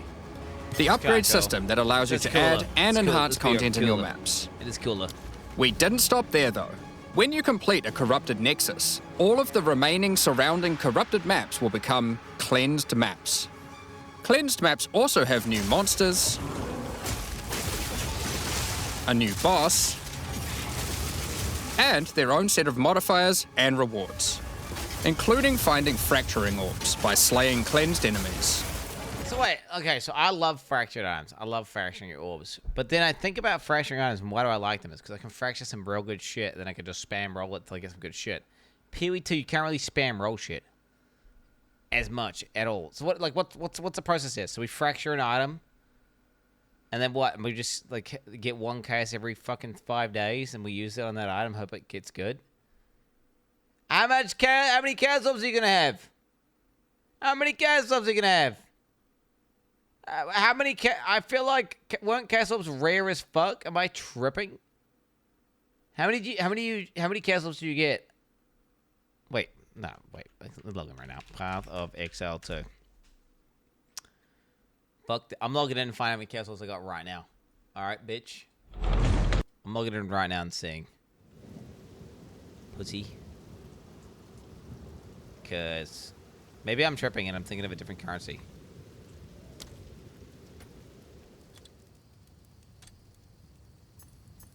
Burger eater. Burger eater, bro. That's gonna be weird. I haven't logged in a long time. What the fuck? You ran 1 map of stream. Oh, shut up. No, I did not. To that low screen. Oh, dude, Wast. Oh yeah, Wast is fucking weird. Where are we? Hideout. That's another guy. The people there again were like, "Are you Quentin?" Are you Quentin? Oh my god, you're back here again. And you know what's fucked up is they had no nachos. They're out of nachos. Yeah, look, 9 Chaos Orbs. You get fuck all Chaos Orbs, bozos. 9. Fucking 9, bro. They're rare as shit. You get more Divine Orbs than you get Chaos Orbs in this game. Okay? So to say that I'm just gonna infinitely Chaos Orb something, I don't know what to tell you. I still think I'm gonna do that, though. I still think I'm gonna I think my plan will be farm out these areas. Because I don't like the corrupted mobs at all. I hate Beyond.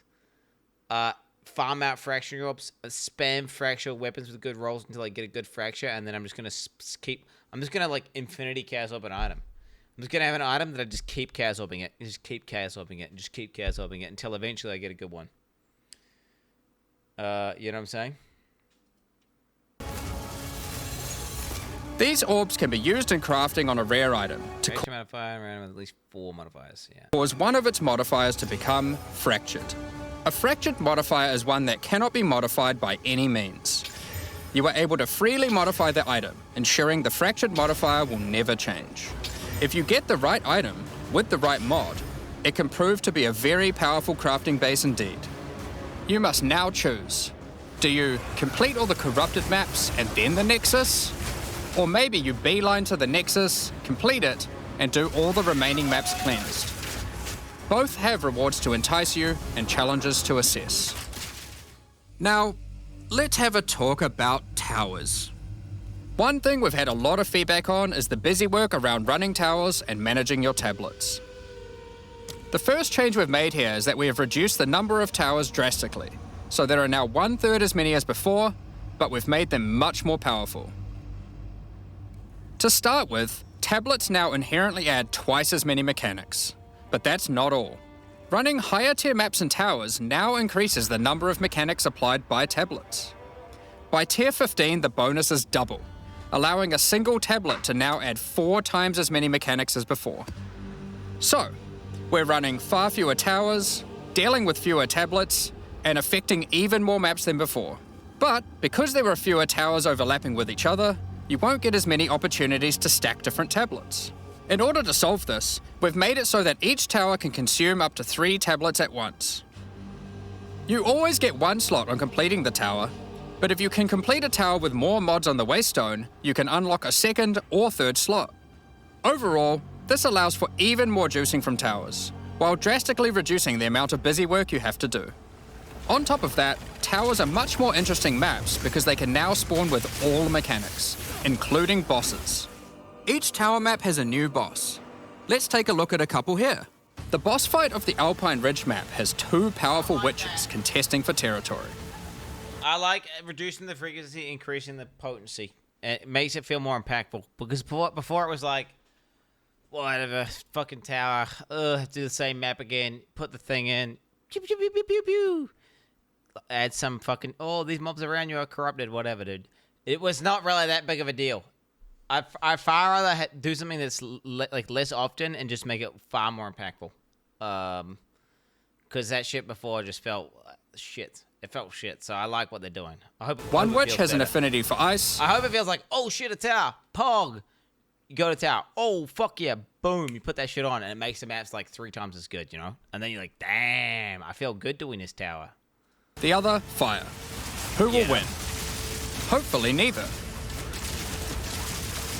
The boss of the Sinking Spire map is a remnant of the Val that has been charged with lightning. It uses a full suite of lightning abilities, but be careful. If any of them hit the surrounding constructs, they will power up. Another thing that we've seen a lot of feedback about is sustaining Waystones. As we looked into it, we realized that the people who couldn't sustain Waystones were dying a lot. Dog shit at the game. A lot more than we had expected. And that made us realize something. During the campaign, the expectation is that you can die multiple times in order to learn how to overcome challenges. You are able to learn how the monsters behave, adapt to their skills, and eventually overcome them. But as soon as you get to the endgame, you are effectively no longer allowed to die if you want to sustain Waystones. By the time you are getting towards the end of endgame, we want you to have to be careful not to die. but it certainly shouldn't be that we have such a sudden shift as you run your first maps. The first change we're making is you can now respawn and return to a map if you die. Continuing from where you left off.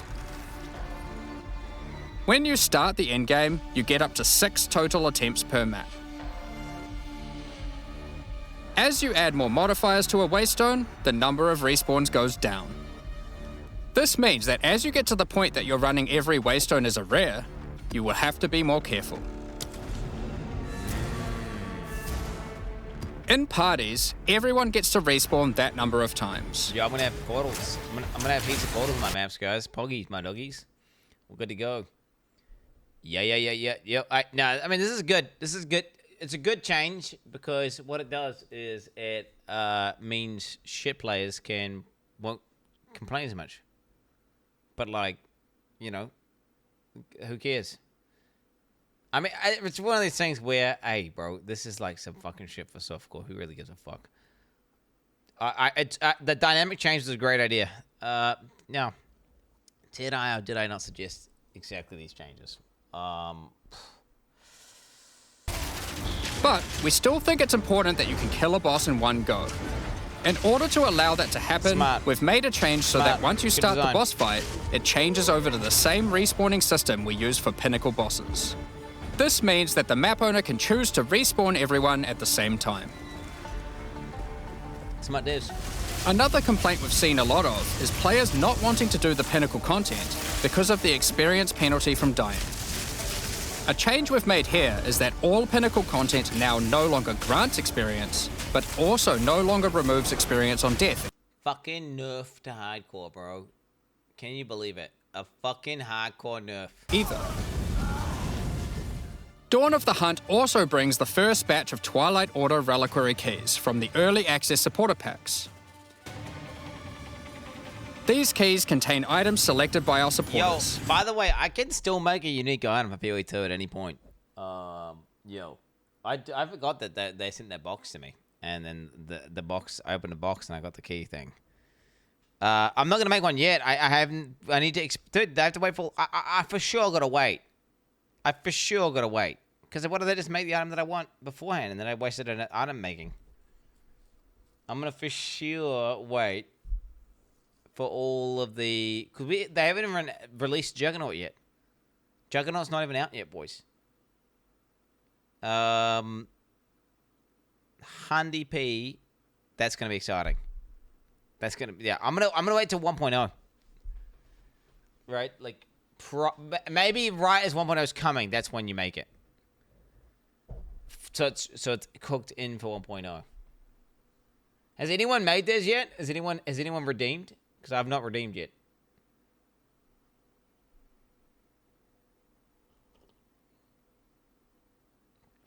Do not redeem. I don't think anyone has redeemed yet. Maybe you can't. They can contain any unique item found in Path of Exile 2. If the selected item is a pinnacle boss drop, then only special keys dropped by this content will be able to provide these items.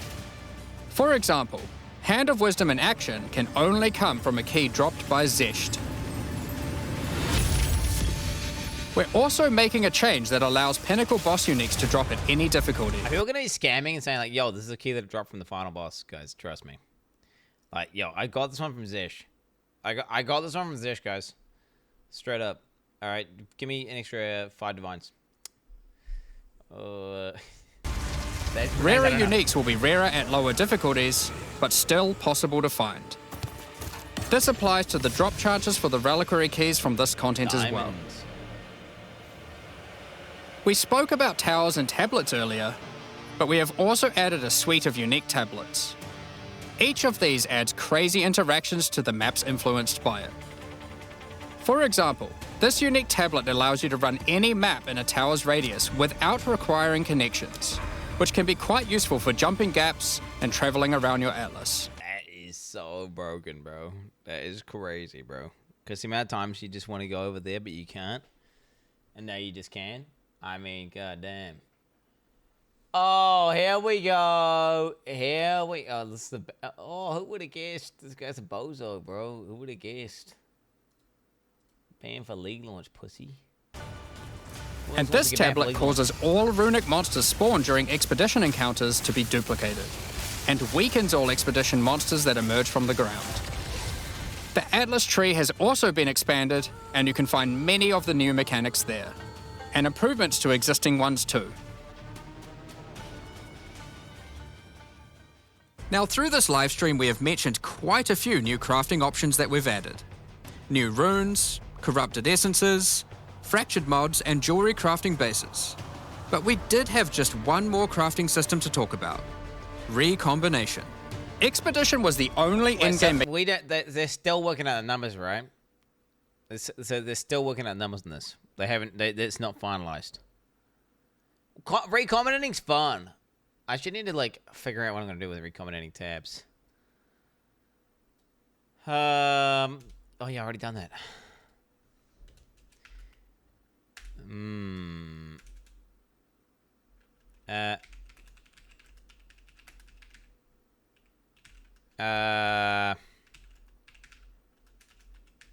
Dude, yeah, that's what I'm gonna do. Yeah, Theorycraft best dash tab setup for recom. I'm gonna have to Theorycraft that. Okay, because there's all sorts of sort of techniques here that you could be using. What do you mean? I need to think about the best dash tab group setup, because you can make groups with subgroups with metagroups, and then you could have, like, you know, different weapon types, all sorts of crazy shit you can do with recoms. What do you do? Like, do you do that, or you just have like a recom tab and you just slam it all in there and just like type sword and just slam things together that are good? You know? And then wait. Triple Ellie, whips, OP, recom. Think about it. Maybe like claw builds are broken, or, you know, shit like where you can just do triple Ellie now. Could what, you just pick up claws, just have high tier Ellie rolls and then slam it together with another thing that's got high tier Ellie rolls? Can you do essence crafting with that shit? You know what I'm saying? Are claws in the game yet? Guys, I'm gonna be real. My brain has mixed all my PoE 1 shit with my PoE 2 shit. I'm dyslexic to the max. I can't separate them. And there's a bunch of rust on all the PoE 2. Right now, I'm so rusty on PoE 2. Like, I'm just trying to remember, like, the basics, and it's just fucking, I'm like, what the fuck? When I just walked around a second ago, I was just thinking to myself, man, I just walked around in PoE 2 a second ago, and I just thought about how weird it felt to just wast. It felt so weird to wast. And then I'm thinking about, do I want to get the claw out? I mean, what the fuck am I going to do, bro? Holy fuck. Oh, no, bro. The pinky. Mechanic that was lacking a crafting system, so that needed to change. Recombination is a mechanic that might be familiar to... Okay. Fizz damage. Attack speed. Some players. It allows you to merge two items together, hoping to get the best elements of each on a single new item. This new crafting bench will be... I can I give you an example of, like, yeah, that's how dog shit it is, by the way. Yep. Oh, look, you got a weapon that attacks fast, and, like, every single ability you try uses infinite mana and also does no damage. There you go, guys. You have a completely bricked crossbow. Congrats. Be unlocked as you complete your first expedition, and requires artifacts found during expeditions to fuel it. The rarer the mods on the item you are combining, the more expensive the cost. That wraps up all the But wait. Didn't they say you're able to, like, select mods to roll and shit? Didn't they say you can be like, yeah, you can select, so you can select mods?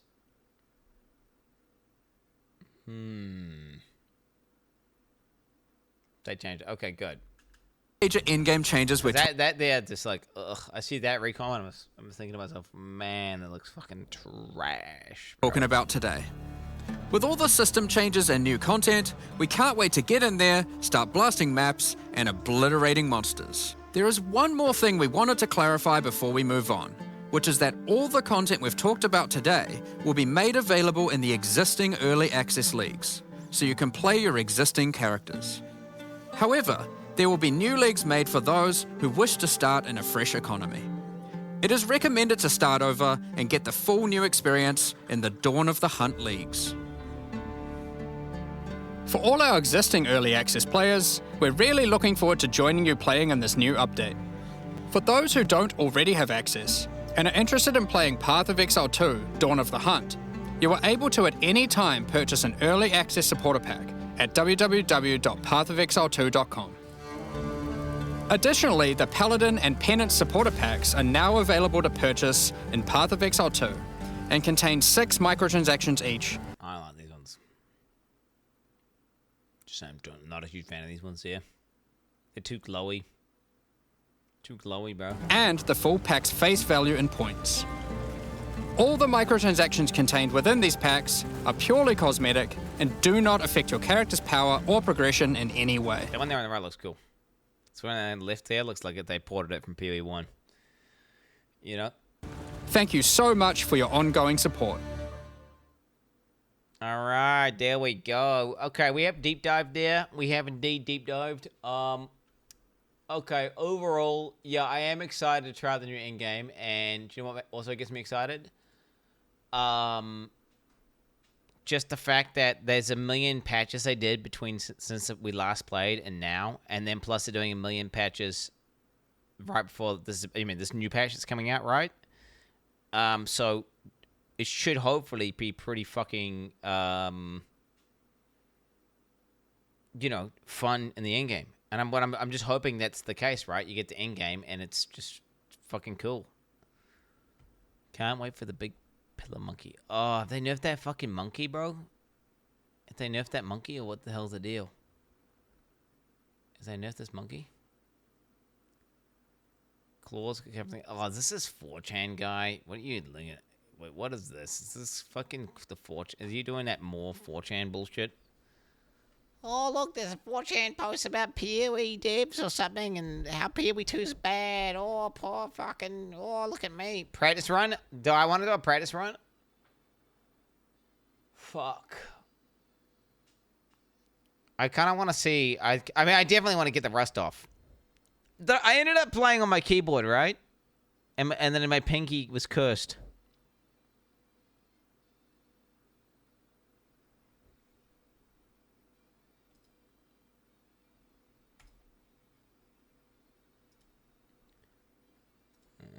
Yeah, let's put him in this guy.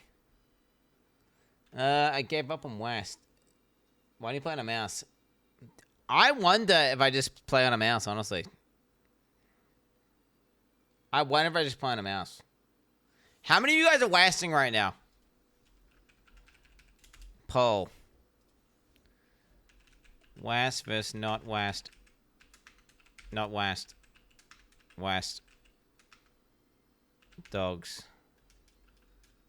What are you gonna call it? Yep, dogs. This is if you don't. This is if you don't. You got a 2-minute poll here. 2-minute poll. This is PoE 2 West versus not West. West versus not West. Okay, everyone is still Westing.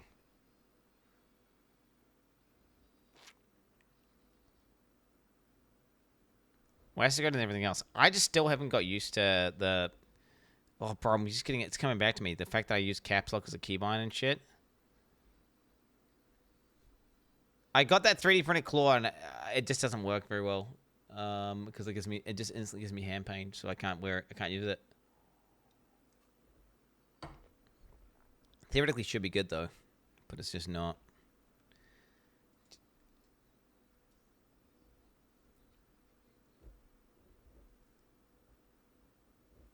What is this? Did you do it twice?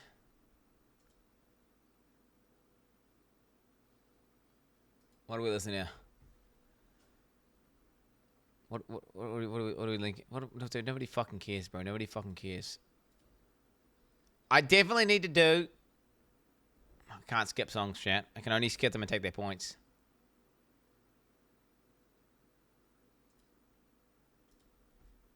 One reason go back. No, the other one is bad. The other one's bad. It just starts getting racist and everyone goes like bruh. Defensive powerhouse. Ooh, let's watch this. Look at me, sure. Look at me, sure. Weapon. No. The Dawn of the Hunt update for Path of Exile 2 was finally unveiled last night, and there's a bunch of new stuff coming to the game on April 4th. One of those is the Smith of Kitava, the third and final warrior ascendancy, and this one is extremely defensively focused. So in this video I'm going to be breaking down this new ascendancy, talking about some of the strong interactions you can use, and at the end I'll discuss some ways to utilize the Smith of Kitava in terms of build archetypes. Let's get straight into it, beginning over on the left side branch, Heat of the Forge.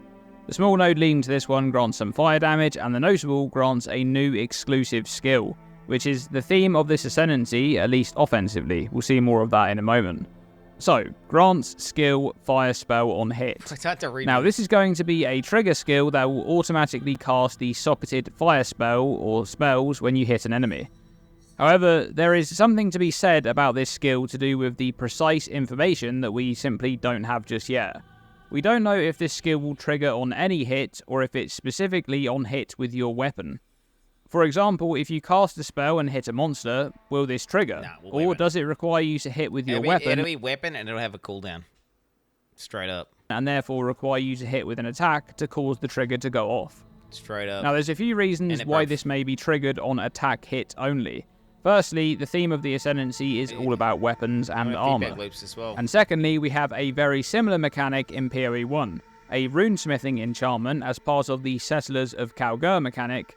This enchantment goes onto one-handed axes, and the exact wording is trigger a socketed fire spell on hit. Although this enchantment doesn't specify on hit with this weapon in its wording, that's exactly how it works in-game. It only triggers the socketed spell when you hit with an attack with that axe. So this leads me to believe that this skill will likely be triggered on hit with your weapon, but that's not confirmed.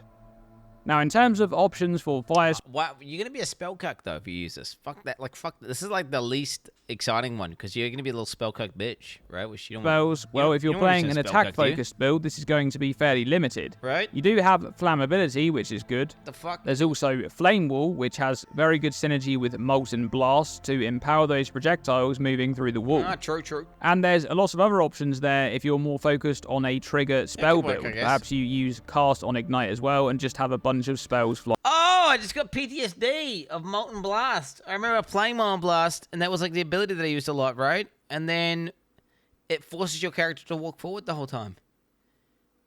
Your character is forced to walk forward the entire time. Yeah, I remember this shit now. It's coming back. It's coming back to me, bro. It's coming back to me. Yeah, I reinvented the Molten Blast meta, bro. But it was the least cancer feeling. Wait, do we have new attacks? Like for my guy? Or wait, that's right. And then it was just the weapon type, and it was only the same few abilities, and then I started running out of abilities to use, and then I was just like, oh yeah, it's all coming back to me now. How do you support gems? Yeah, no new weapons. Oh, fuck, maybe I've got to play Huntress, because wait, I'm gonna pretty much end up as the same build. Nah, because you have tons of new things you can do with it. And there'll be new support gems that allow you to completely recontextualize all of other abilities, right? Yeah, the support... No, you can make new abilities with new support gems, right? Presuming there's some really impactful support gems being put into the game. Fuck, maybe I do it to play Huntress, Chad. I don't even know. I mean, I'm like, I want to play this guy. Because he looks cool, and I love the idea of... The Smith's Masterwork idea is a really cool idea. I think it just sounds fun, right? I just see myself playing SSF, taking this, just making a big dick armor to begin with, and then slowly transitioning out of that to the point where I no longer use it, or maybe I just use just a couple. I don't know. I could just see this being quite interesting. Maybe being a bleed spear cuck that parries, though, could also be really cool. Flying out like fireballs. Alright, we're going to skip the next branch for a moment. Let's continue on with the offensive options on this new ascendancy, because there's only a few of them. So next up we have another one notable branch, Against the Anvil, which once again grants a unique skill, Temper Weapon. Now, this one, we kind of know what it does. We just lack numbers and specifics. But in the reveal, we get to see it in action. It looks like a channeling skill where you literally work on your weapon on the forge, and in doing so, you empower your weapon. Perhaps it's duration-based, or it has a limited number of attacks before it needs to be used again. When hitting enemies with this buff, it will They said hits. They said hits. So it is hits. Like it's like a number of hits that you cause get. a fiery explosion in an area around the target. We don't know if this is dealing weapon damage or if it's a spell or anything like I really hope it's not spell damage. I hope it's weapon damage, bro. Please be a weapon damage. Please be an attack. that, but my guess would be that it scales based on your weapon damage, somewhat similar to Herald skills. Yeah. The usefulness of this skill Could be will largely secondary depend damage. on how often you need to actually stop to channel it in combat, and how it compares to other clearing options. There's also the chance that this skill provides a significant single target damage boost, in which case it may be quite a good option, for example in combination with Hammer of the Gods. Classic, dude. Classic. Yeah, there we go, dude. Okay, lastly, for the offensive options on the Smith of Kitava, we have an 10 for weapon, Hammer of the Gods. True, he's got a good point there. Yeah, you're right. He's got a good point. Hopefully it's not that. Hopefully it's like AoE Shockwave. I think it's going to be kind of closer to something like Combust in PoE 1, but maybe better scaling. Because it's the sanity point, right?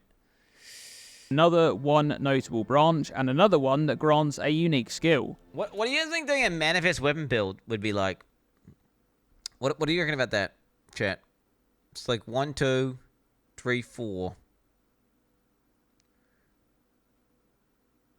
5, 6, 7, 8. Yeah, so you go 1, 2, 3, 4,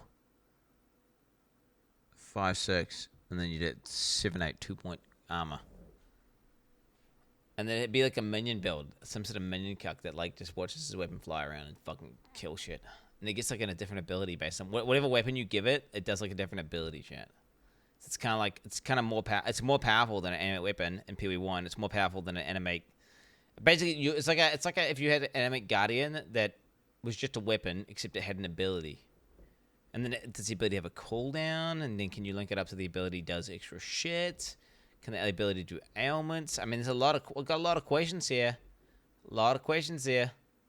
Normal armor for 2 passive points. Yeah, you're probably right. It's probably not worth it. I mean, at that point. But then again, I don't know. It depends. If you did 2 really big things, perhaps.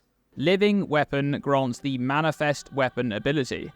Now, interestingly, this is a minion skill with a bit of a twist. This skill allows you to summon a copy of your equipped weapon as an animated minion, similar to the Transfigured Animate Weapon of Self-Reflection skill in PoE 1. I did this build.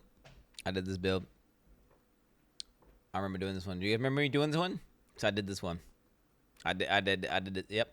That was pretty cool. It's pretty cool. We lack the specifics in terms of how many of these weapons you can have, but the footage only showcased a single animated weapon. So it may be a single minion type deal, but I expect that it will allow you to weapon. Look at that attack it did. So it may be a single... Boom! So a mace does some sort of AoE explosion thing here. Look at that. It's pretty nuts.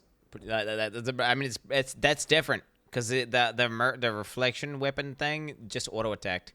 The fact that it has an ability makes it way better. Depends on the cooldown and how much it uses. Minion type deal, but I expect that it will allow you to summon a few more of them. The interesting thing about this skill is how it scales. In PoE 1, the Animate Weapon of Self-Reflection skill doesn't scale particularly well with gem levels, unlike the standard version of the skill. And this is because the damage the minions deal is derived almost exclusively from the weapons they are using, which are based on your main hand weapon. This may provide an option for a hybrid build using your own attacks combined with the minions. However, I'm a bit skeptical on this because of the lack of spiritual aid on the PoE 2 passive tree. Yeah. Alternatively, you of course... full minion, bro. You go full minion. Right? You go full minion, 100%. So you can go for a full minion spec, which is the more likely outcome going into this skill. Okay, so that's all of the offensive options on this Ascendancy. Everything from this point is fully defensively focused. Yeah, brother. Beginning with the only 2 notable branch on this Ascendancy, Cold Stoker and Forged in Flame. PoE 1 players will immediately recognize these modifiers from the Chieftain Ascendancy in the first game. Modifiers to fire resistance also grant... It's such a this looks like such a cozy... Right, this looks so cozy, bro. Like, this would be such a cozy character to gear up in SSF. Like, you see that and it's just like, oh man. You take that shit and you just instantly solve your res, right? And then not only that, you can also just slap the 75 fire res there, and then you'll giga capped. And then there's nodes on the tree which say like some shit like max res based on fire res or some shit like that. There's like a node on the tree that says some bullshit like that. It's gonna have insane synergy. And then you got that one where it's like armor fucking protects based on. I mean, dude, this is gonna be a nutty defensive setup. And then it's like, okay, if you got nutty defense, then all you gotta do is get damage, right?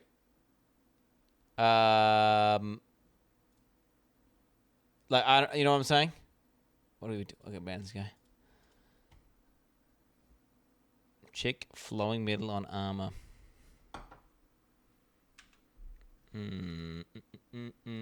There's what I remember. The notes that I was thinking was like these ones over here: 2 max fire res per 40 uncapped. I mean, that's gonna go fucking hard. And then there was what was that shit? Heat proofing. I mean, you don't even think you don't even need this. This is like you don't even. There's not enough points on the tree to even get this shit.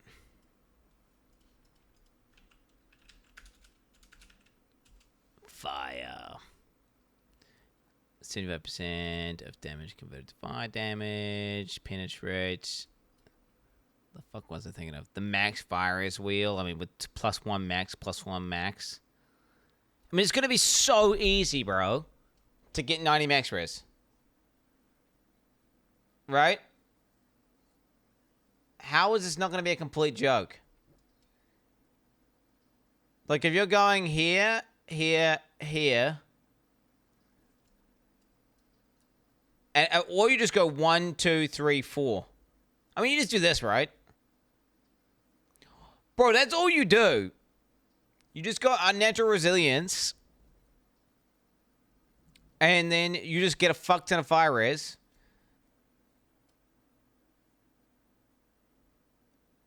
And then you just cap all your other reses, and on top of that, you'll be at 90 max res. That might not exist. I'll skip the song. I don't know what the fuck this shit is. Did it? Help! It didn't skip! Huh? It's not skipping. I don't know what's going on. Wasn't there like some other thing? Oh shit, there's like another node, bro. Wasn't there like another node over here? I remember heat proofing. Wasn't there like something that said like damage increase per fire res or some shit? Am I tripping? Maybe it's PoE1. I think in PoE1 there's something around this zone that does something.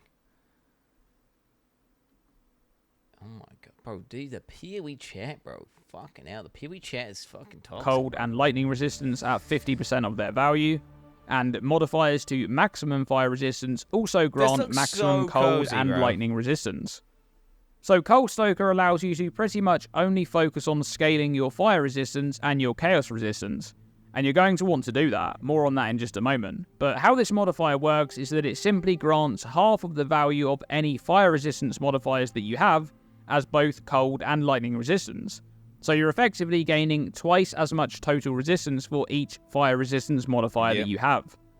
For example, if you have plus 30% to fire resistance, you'll also gain plus 15% to cold resistance and plus 15% to lightning resistance, for a total of 60% resistance gained. Now, anyone who's played Chieftain will recognize how comfortable this modifier is in terms of... That's exactly the word that I just... It's comfy, bro. That's exactly...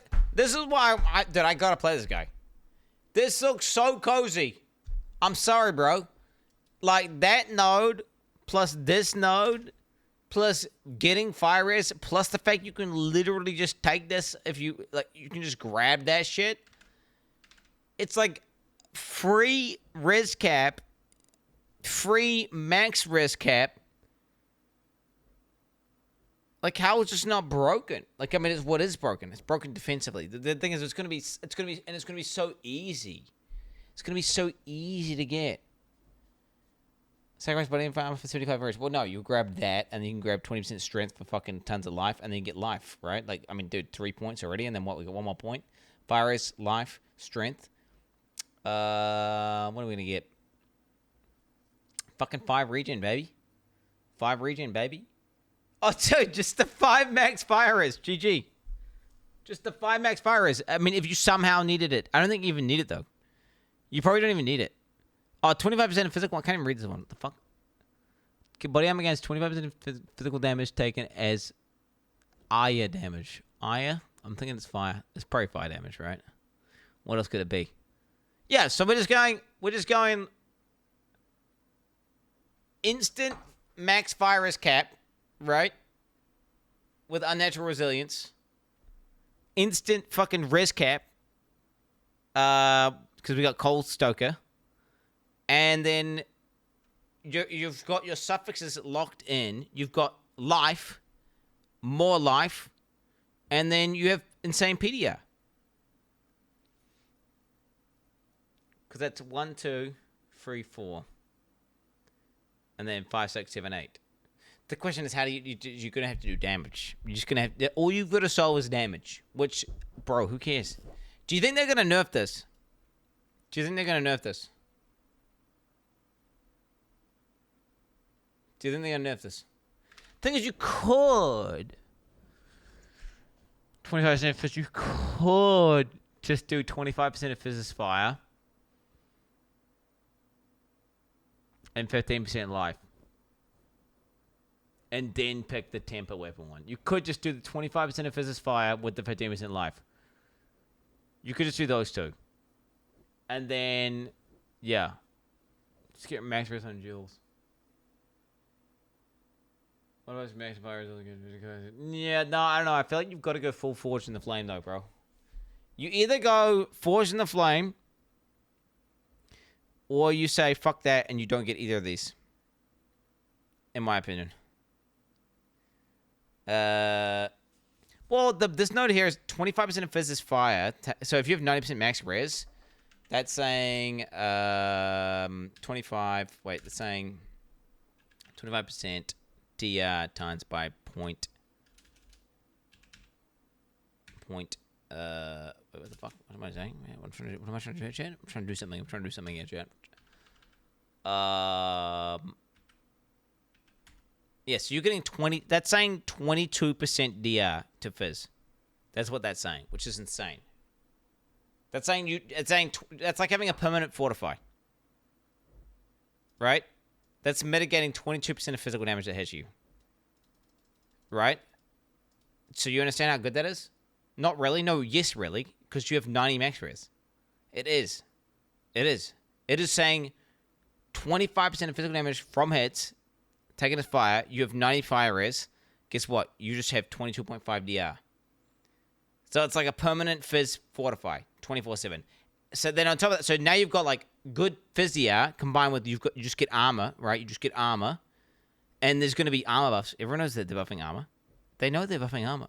So you're getting armor buffs, right?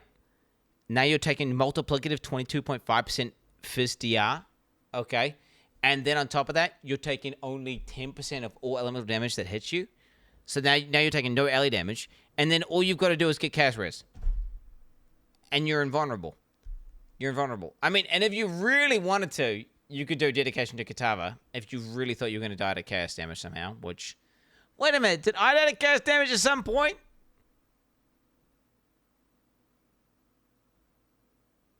Thing is, body armor grants... you got body armor grants armor also apply... Wait, body armor grants armor.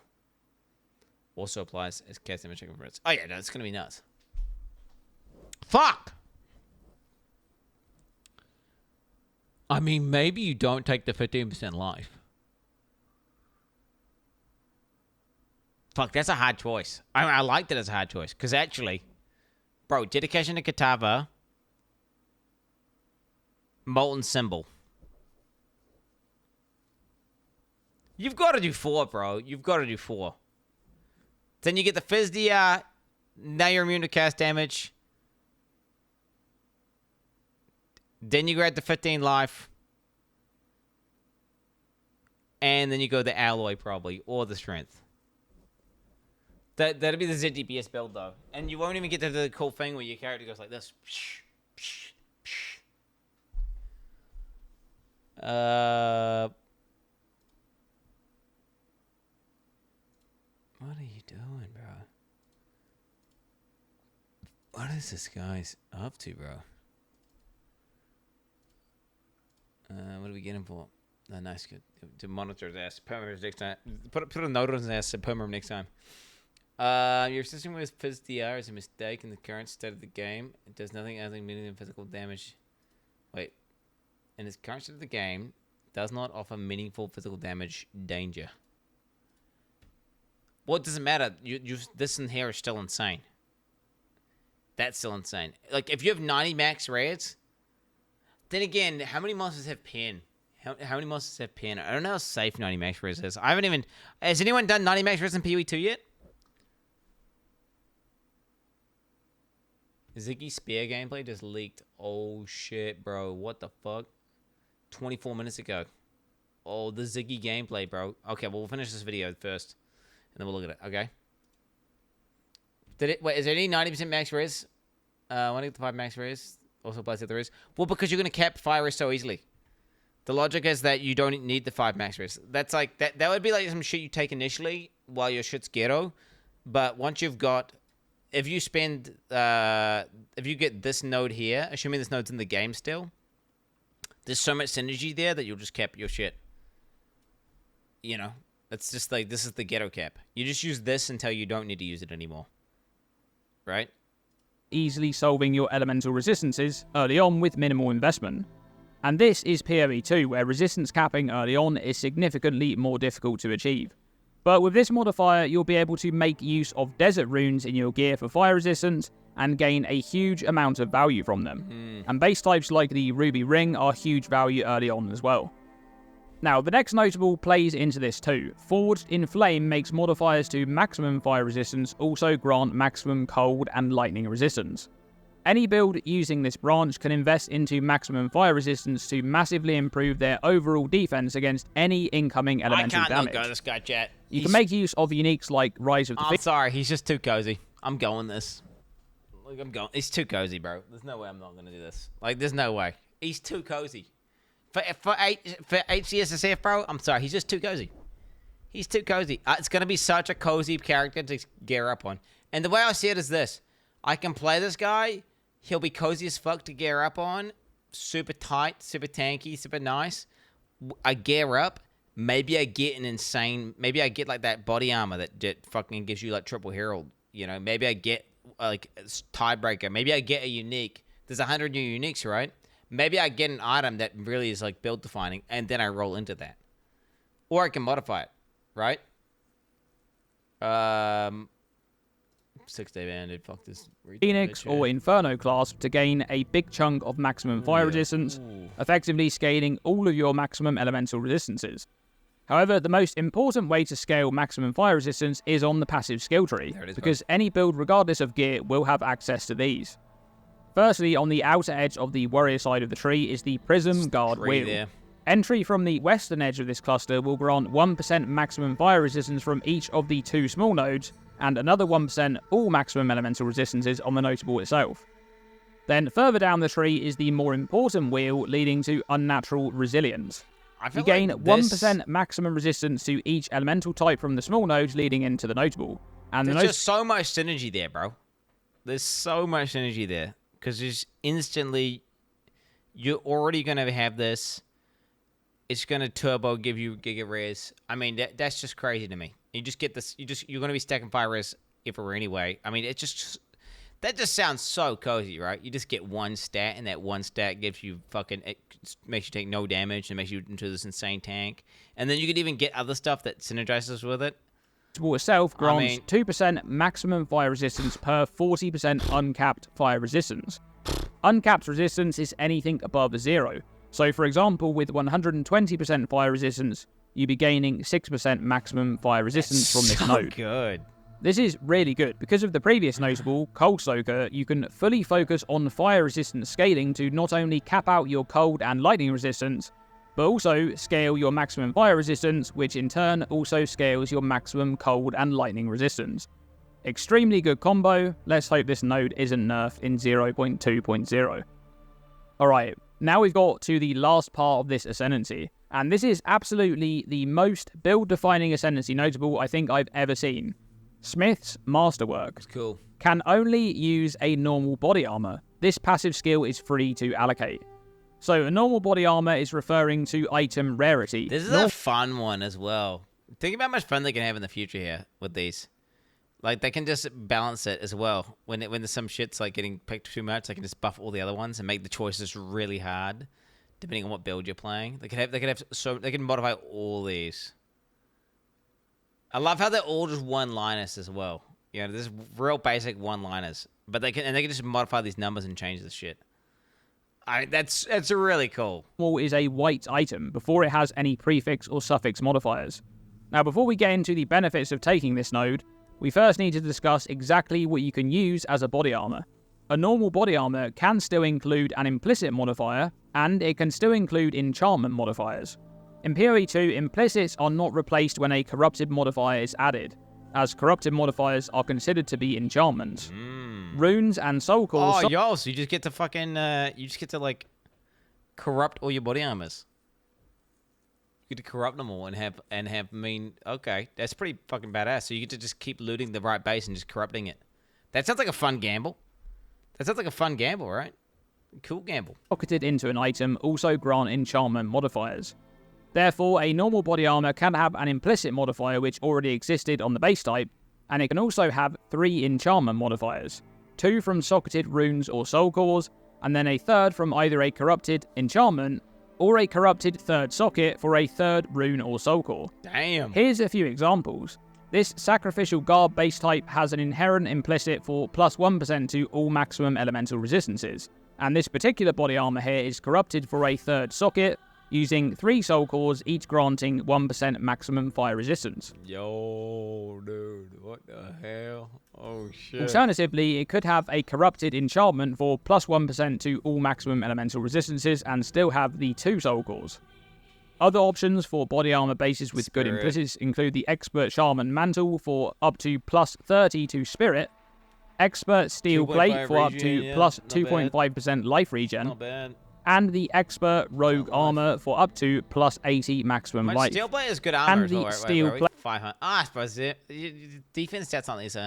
You can't scale the defense stats, so they're not actually that good. for up to plus 2.5% life regen, and the Expert Rogue Armor for up to plus 8. I like the Expert Rogue Armor quite a lot here. 600 defense plus you got the fucking 80 life. Yeah. 80 maximum life. Okay, so you're using a normal body armor. It's a giant trade-off. What do you get in return? Well, by taking Smith's Masterwork, you can now allocate any of these notables to effectively gain modifiers from your body armor.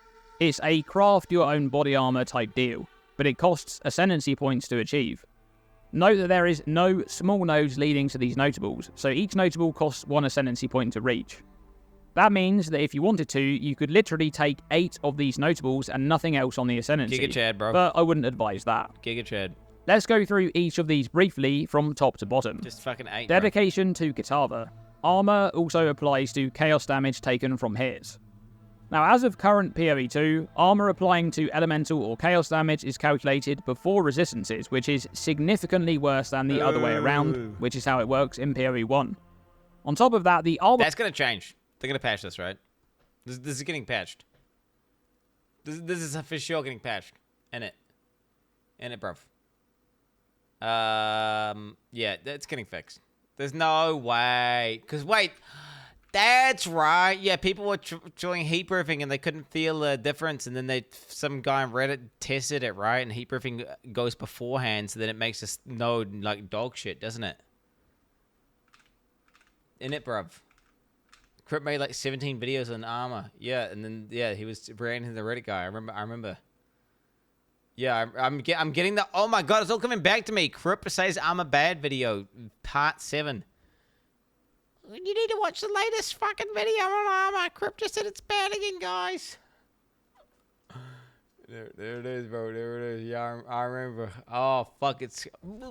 Dude, my brain is so fried. It's because I was doing that big-ass subathon thing. Oh, my God. Forgot about that. The formula isn't great right now. And to be honest, in the Q&A post-reveal, they discussed armor a bit, and I kind of got the impression that perhaps it's not going to receive any changes in 0.2.0. Mark talked about getting the devs into a room to discuss it, but there wasn't any real suggestion that it's being changed in this upcoming patch, so I'm not quite sure. All I can say is that right now, this notable is not particularly good, and if armor gets buffed, or if the order of application is flipped in the future, it will be a lot better.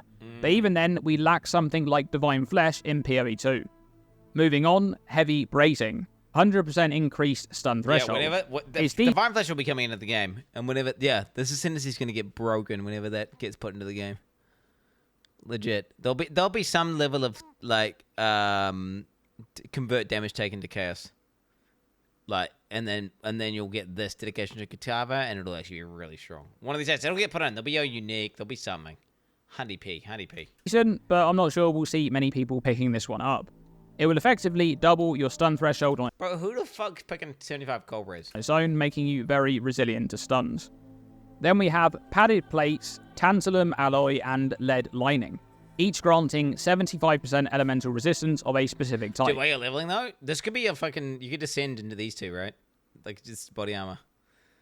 Just descend into these two. Fuck that though. Fuck that. Why wouldn't you descend into the other one and just get like virus? No, you ascend this one first. It's like the most beneficial one to go early. You go 1-2, so you go Coal Stoker first,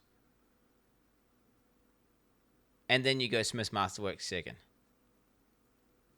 And you just literally hit the fire res, and you take the molten symbol. What is that? 0.25 times by 0.75. 18% DR. I mean, that's still huge. That's still huge, bro. 18% DR? Yeah, that's fucking nuts. Yeah, you for sure. You go Coal Stoker, then you go Smith's Masterwork, and you go Titanium Alloy, Molten Symbol. And then now you're good to go for some maps. There it is. Triple resistor leveling? Nah, but that's 2 ascendancy points. Fuck that. Literally, Titanium Alloy caps you for maps with Coal Stoker. That caps you for maps because you're gonna get like you're gonna get the runes as well. Just the runes, this node, and that. And then if your res is good, you just remove Titanium Alloy and you just pick up fucking life, or you pick up strength. What is it? Oh, my bad. Tantalum Alloy. Oh, I'm sorry. My bad, guys. I really only see Tantalum Alloy being used of any of these three, as I think pretty much every Smith of Katava build will be taking Lead lining. You guy just fucking gets lead poisoning, dude. Starts going crazy over time for some lightning res. Coal Stoker and Forged in Flame, and it combos nicely with those. Then we have Heat Proofing, unaffected by Ignite. Could be useful with some of the upcoming new uniques being added to the game, perhaps something similar to the Fulcrum, but otherwise this isn't too powerful. Kitavan Engraving, 15% increased maximum life. This one is actually quite good, especially if we're not getting any life added to the passive tree. 15% is a lot. That's the same as 5 combined maximum life notables, based on their 3% scaling from the passive tree. But remember, you can't have any prefix life modifiers on your body armor, so that goes some way to cancelling the benefits of this node out. Next up is Support Straps, 20% increased strength. This is a decent strength stacking node. We're yet to see what attribute stacking is going to look like post-patch. We'll know next week with the patch notes, but I think Mark suggested some heavy nerfs in the Q&A. Leather Bindings is next, 5% life regeneration. This one is solid too. Like the maximum life, it's a lot of regen comparatively with the nodes on the tree. This is the equivalent to 5 or 10 notables based on most of them granting 0. Wait a minute, and PoE 2 regen was actually kind of good. I remember, recovery was hard to come by, wasn't it? Yeah, so that's actually better. Think about it. It's coming back to me because I remember doing a build, and I took all the regen nodes and thinking, man, this shit is fucking trash, dog. I remember thinking, this shit is fucking trash. What is this guy linking some? Is this relevant? This bit irrelevant? Oh, you banned, bro. Man, if y'all don't get out my chat, LA Captain, you can suck my dick. Y'all niggas, bro, y'all better turn y'all speakers down, bro. I don't give no fuck, bro. I don't care if the music loud, nigga. I'm not your daddy, nigga. Turn your speakers down, pussy, nigga.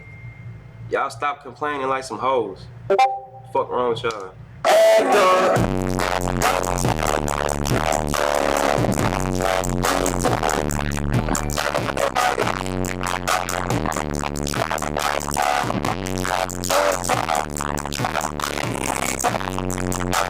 You're so loud, your webcam tripping. Okay, alright, let me laugh. You're lucky, otherwise I would ban you. Fuck off. 5% regen, but they do provide other stats too. One notable thing with this one is the amount of increased life regeneration rate modifiers you can find on the tree, helping to scale up your total regen. That gives you the base regen to make those nodes that say like 25% regen actually kind of decent. Right? Because there's that wheel. This is the regen, the Scion regen wheel, bro. Because I remember taking it. I remember taking this. 10% regen. Ooh. Oh, there was that as class, which has the thing which makes the small nodes good. That's right. Yeah, I remember this guy. Where the fuck was it? What does it say? No, not here. It was here. 50% effect of small pass. I like that guy. Oh, and the colossal capacity is real nice. Oh, bro, I'm remembering this guy. This guy's cool, actually. This guy was fucking cool. It's a cool... Yeah, it's got the quality of life node with the fucking 50% increase effect of small passives. Yeah, for the bleed build, bro. Holy. Yeah. It's all coming back to me now. Internal layer. Hits against you have 50% reduced critical damage bonus. Solid defensive node, but I'm not sure we'll see many picking this one up outside of hardcore game modes. Molten Symbol, big. Molten Symbol is next. 25% of physical damage from hits taken as fire damage. This one is good, especially if you have 90% fire resistance, which is likely considering investing into Forged in Flame. However, something to mention here is the direct comparison with Cloak of Flame. True. This unique provides 40% of this stat, but it also works against any physical damage over time, such as bleeding. The modifier on Molten Symbol specifically only works on hits. Wait, this one's actually got the 50% fire is. Yeah, wait, what the hell? Yeah, if you take Molten Symbol... And then you take Tantalum Alloy, right? If that's what you're doing, if you're doing those two, which you ideally don't use Tantalum Alloy in the in-game, right? It makes it look less good, doesn't it?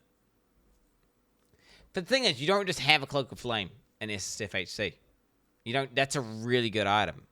It's a broken item, right? I used it, and it was fucking my best character used this item. It's crazy good. It's common. Okay, it's common, Andy, bro. And it's significantly worse at 25%. Now, the issue here is that Cloak of Flame also provides a large amount of fire resistance, which is extremely good with Cold Stoker and Forged in Flame. So, to beat Cloak of Flame with these body armor notables, you'd probably need to invest into at least 4 of them, at which stage you'd have no points left to invest offensively, assuming you're also taking the resistance branch. So I'm not sure if we'll see Molten Symbol used over Cloak of Flame, aside from perhaps on Strength Sackers. However, there is the possibility that Cloak of Flame gets nerfed in the upcoming patch. Lastly, Flowing Metal, 5% to maximum fire resistance.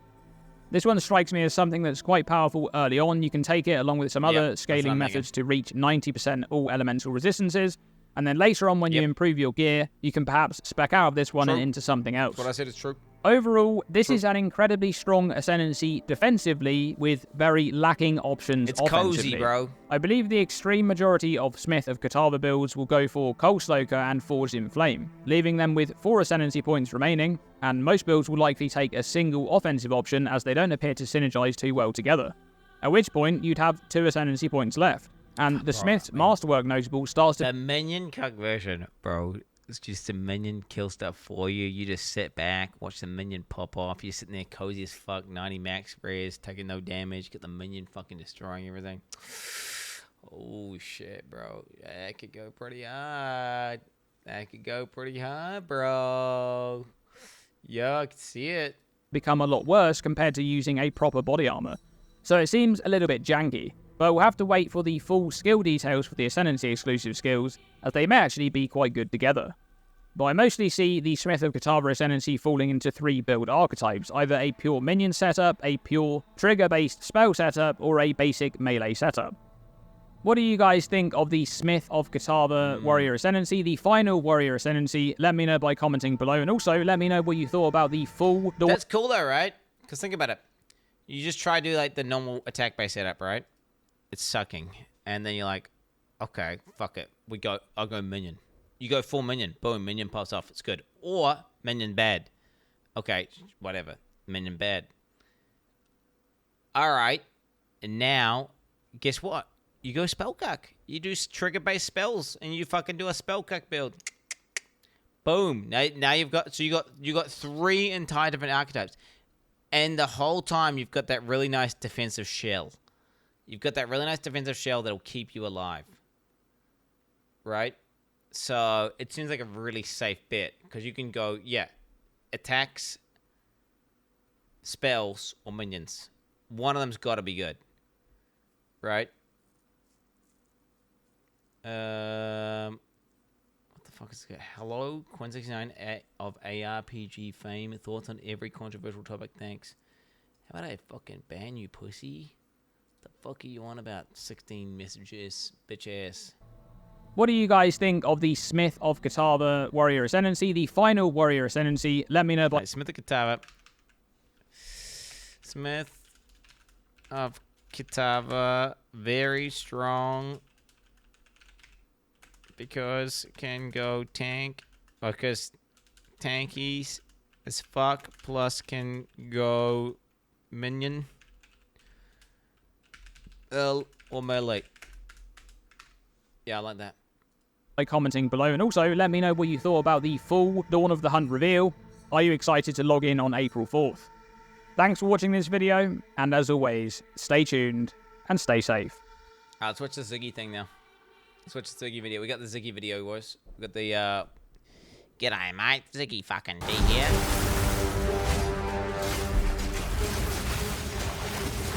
Oh, shit.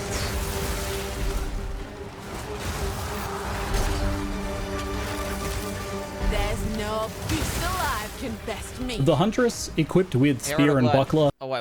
Okay, what? Wait, what? Herald of Blood? I can't click! Isn't this just gonna be in Ziggy's video? Did you just post this from Ziggy's video? Okay. You probably posted it from Ziggy. He probably just posted it from... We'd have probably seen it in the video if you just waited. But now it's too late. Alright, while active, killing an enemy with blood loss will cause a bloody explosion that deals physical attack damage to surrounding enemies based off the life of the exploded enemy, destroying their corpse in the process. The explosion has a chance to aggravate bleeding. Oh, wait, what the fuck? Wait a minute. Can it inflict bleed, though? Deals plus 4% of exploded blood loss damage? Deals 50% of exploded enemies' blood loss as unscalable physical attack damage. Wait, it's got a buff as well, bro? What is this?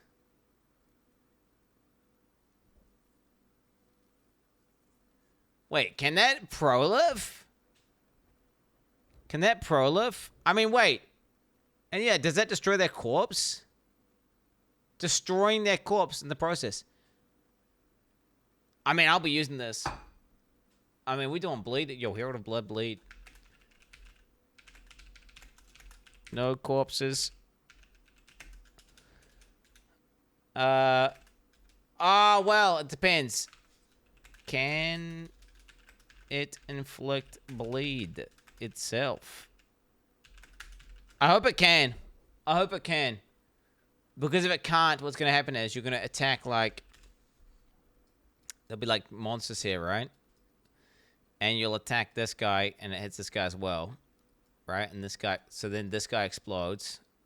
Let's say this... Okay, let's make this bigger. The bigger explosion damage. This guy explodes. And this guy explodes. Whatever. And now these guys die. But they can't... They don't take bleed. Right? They don't get bled because they don't bleed. And then these guys leave a corpse. Right? Because they died to the explosion. It does, yeah, attack. It's got the attack tag. AoE, physical, herald, payoff. Wait, payoff. It's got payoff tag. That means it can't interact with the mechanic that it deals with.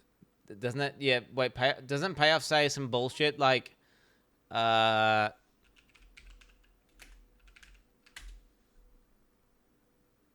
Payoff. How does it read? Fuck you. Let me read payoff. Leave slam, payoff. Payoff skills have extra effects on enemies inflicted with specific debuffs, often consuming them when they in a process. Payoff skills cannot inflict the debuff they interact with. It interacts with bleed. So it can't inflict bleed. It doesn't work. Yeah, so it doesn't work. That makes it significantly worse, by the way, chat. Like, way worse.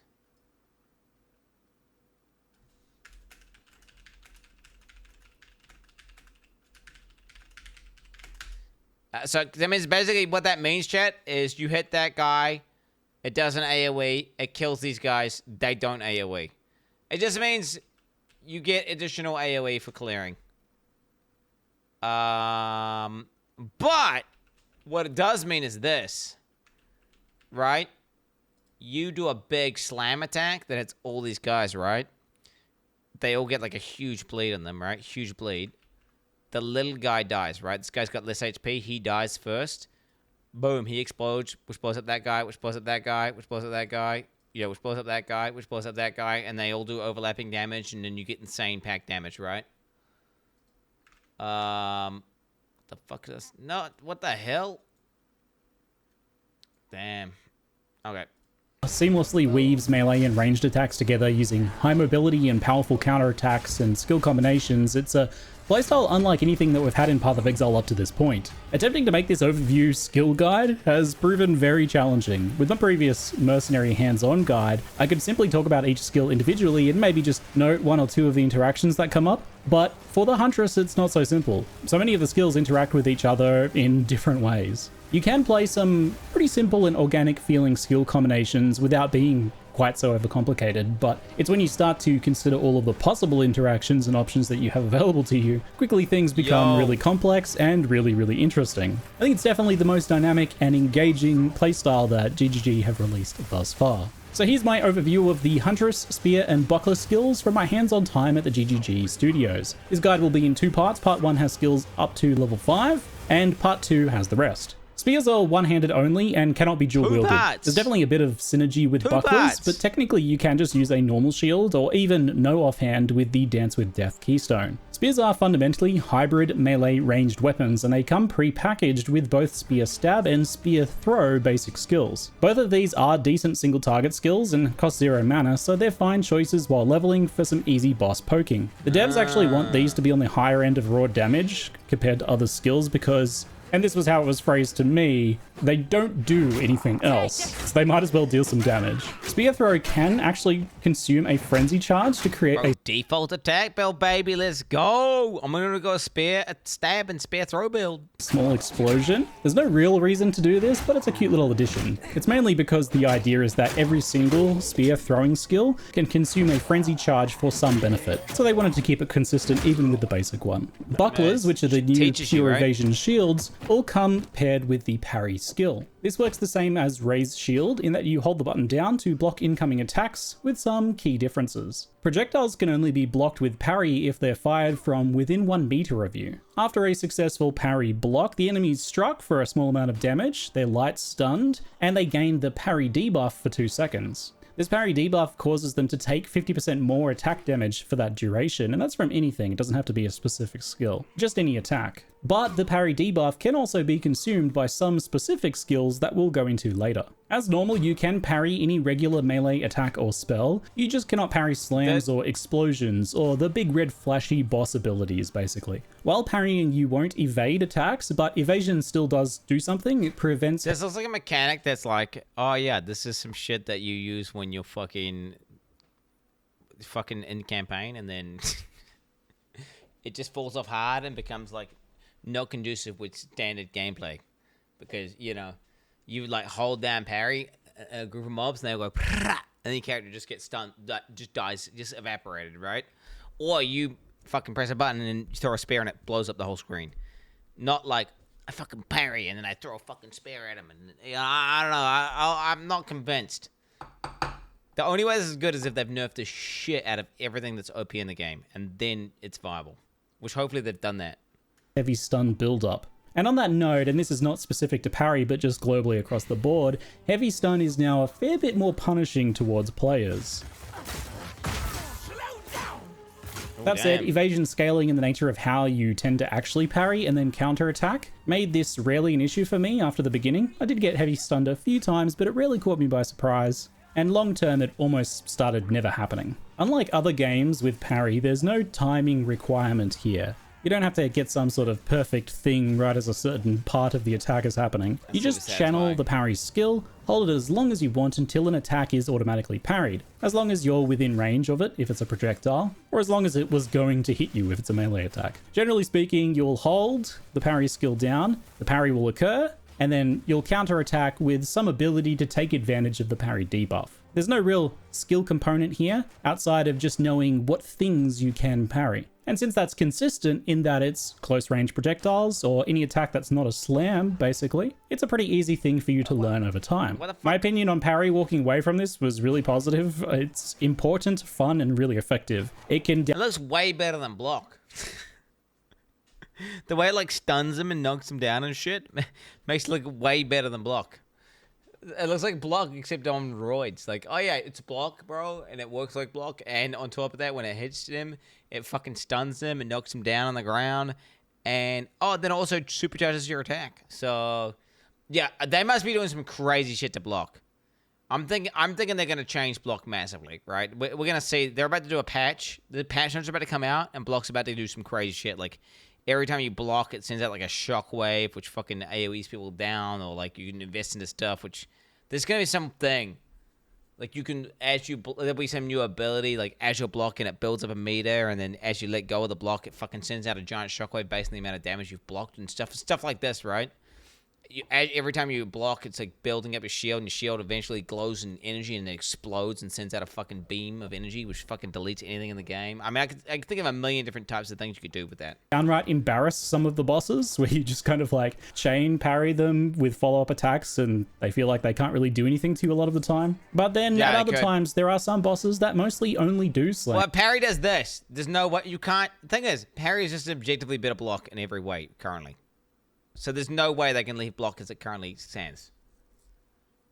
And they have very limited things that you can actually parry. Since there's some differences in the types of enemies you face, you'll end up changing your playstyle, and that adds to the overall dynamic feel of the Huntress. One boss you'll be parrying a lot and doing a lot of parry-based counterattacks, and other ones you'll be doing a bit more dodge rolling and hit-and-run tactics. There are a bunch of parry nodes on the passive tree too. They often come packaged or next to passive block champs, which makes them much more appealing. Many of the nodes do things like parry debuff duration, which is cannot be good while parrying. Is pretty handy for kind of more grace in the follow-up attack timings. It's hard to say if something like full parry investment will be worth it, but since block is great anyway, I'm pretty keen to experiment with it in my builds. Now this video is all about skills, so the first skill you get from the tutorial is actually Whirling Slash, but I wanted to talk about Disengage first, as it's the follow-up to parry that you get access to the earliest. Jump back as you rupture the earth in front of you with spear points, damaging enemies. Consumes the parry debuff on hitting enemies to release a shockwave and grant a frenzy charge.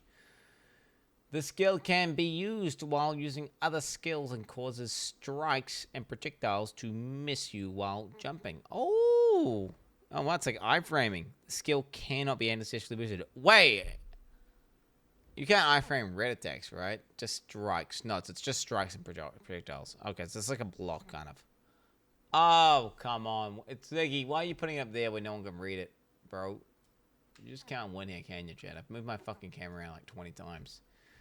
You can't with that. Yeah, true. There it is. So it's kind of like you parry, you press that button, and then you press another button. So it's like a 3-button combo. Disengage ended up being the skill I found myself cutting first in my different runs. It's a slashing backflip with a small AoE. It has a short cooldown, so you can't quite use it end to end, but you can do things like use disengage, dodge roll, move a little bit, then disengage again pretty smoothly. It flips you away from your mouse cursor or target, but you can obviously use that to flip you forwards or sideways, depending on where you aim.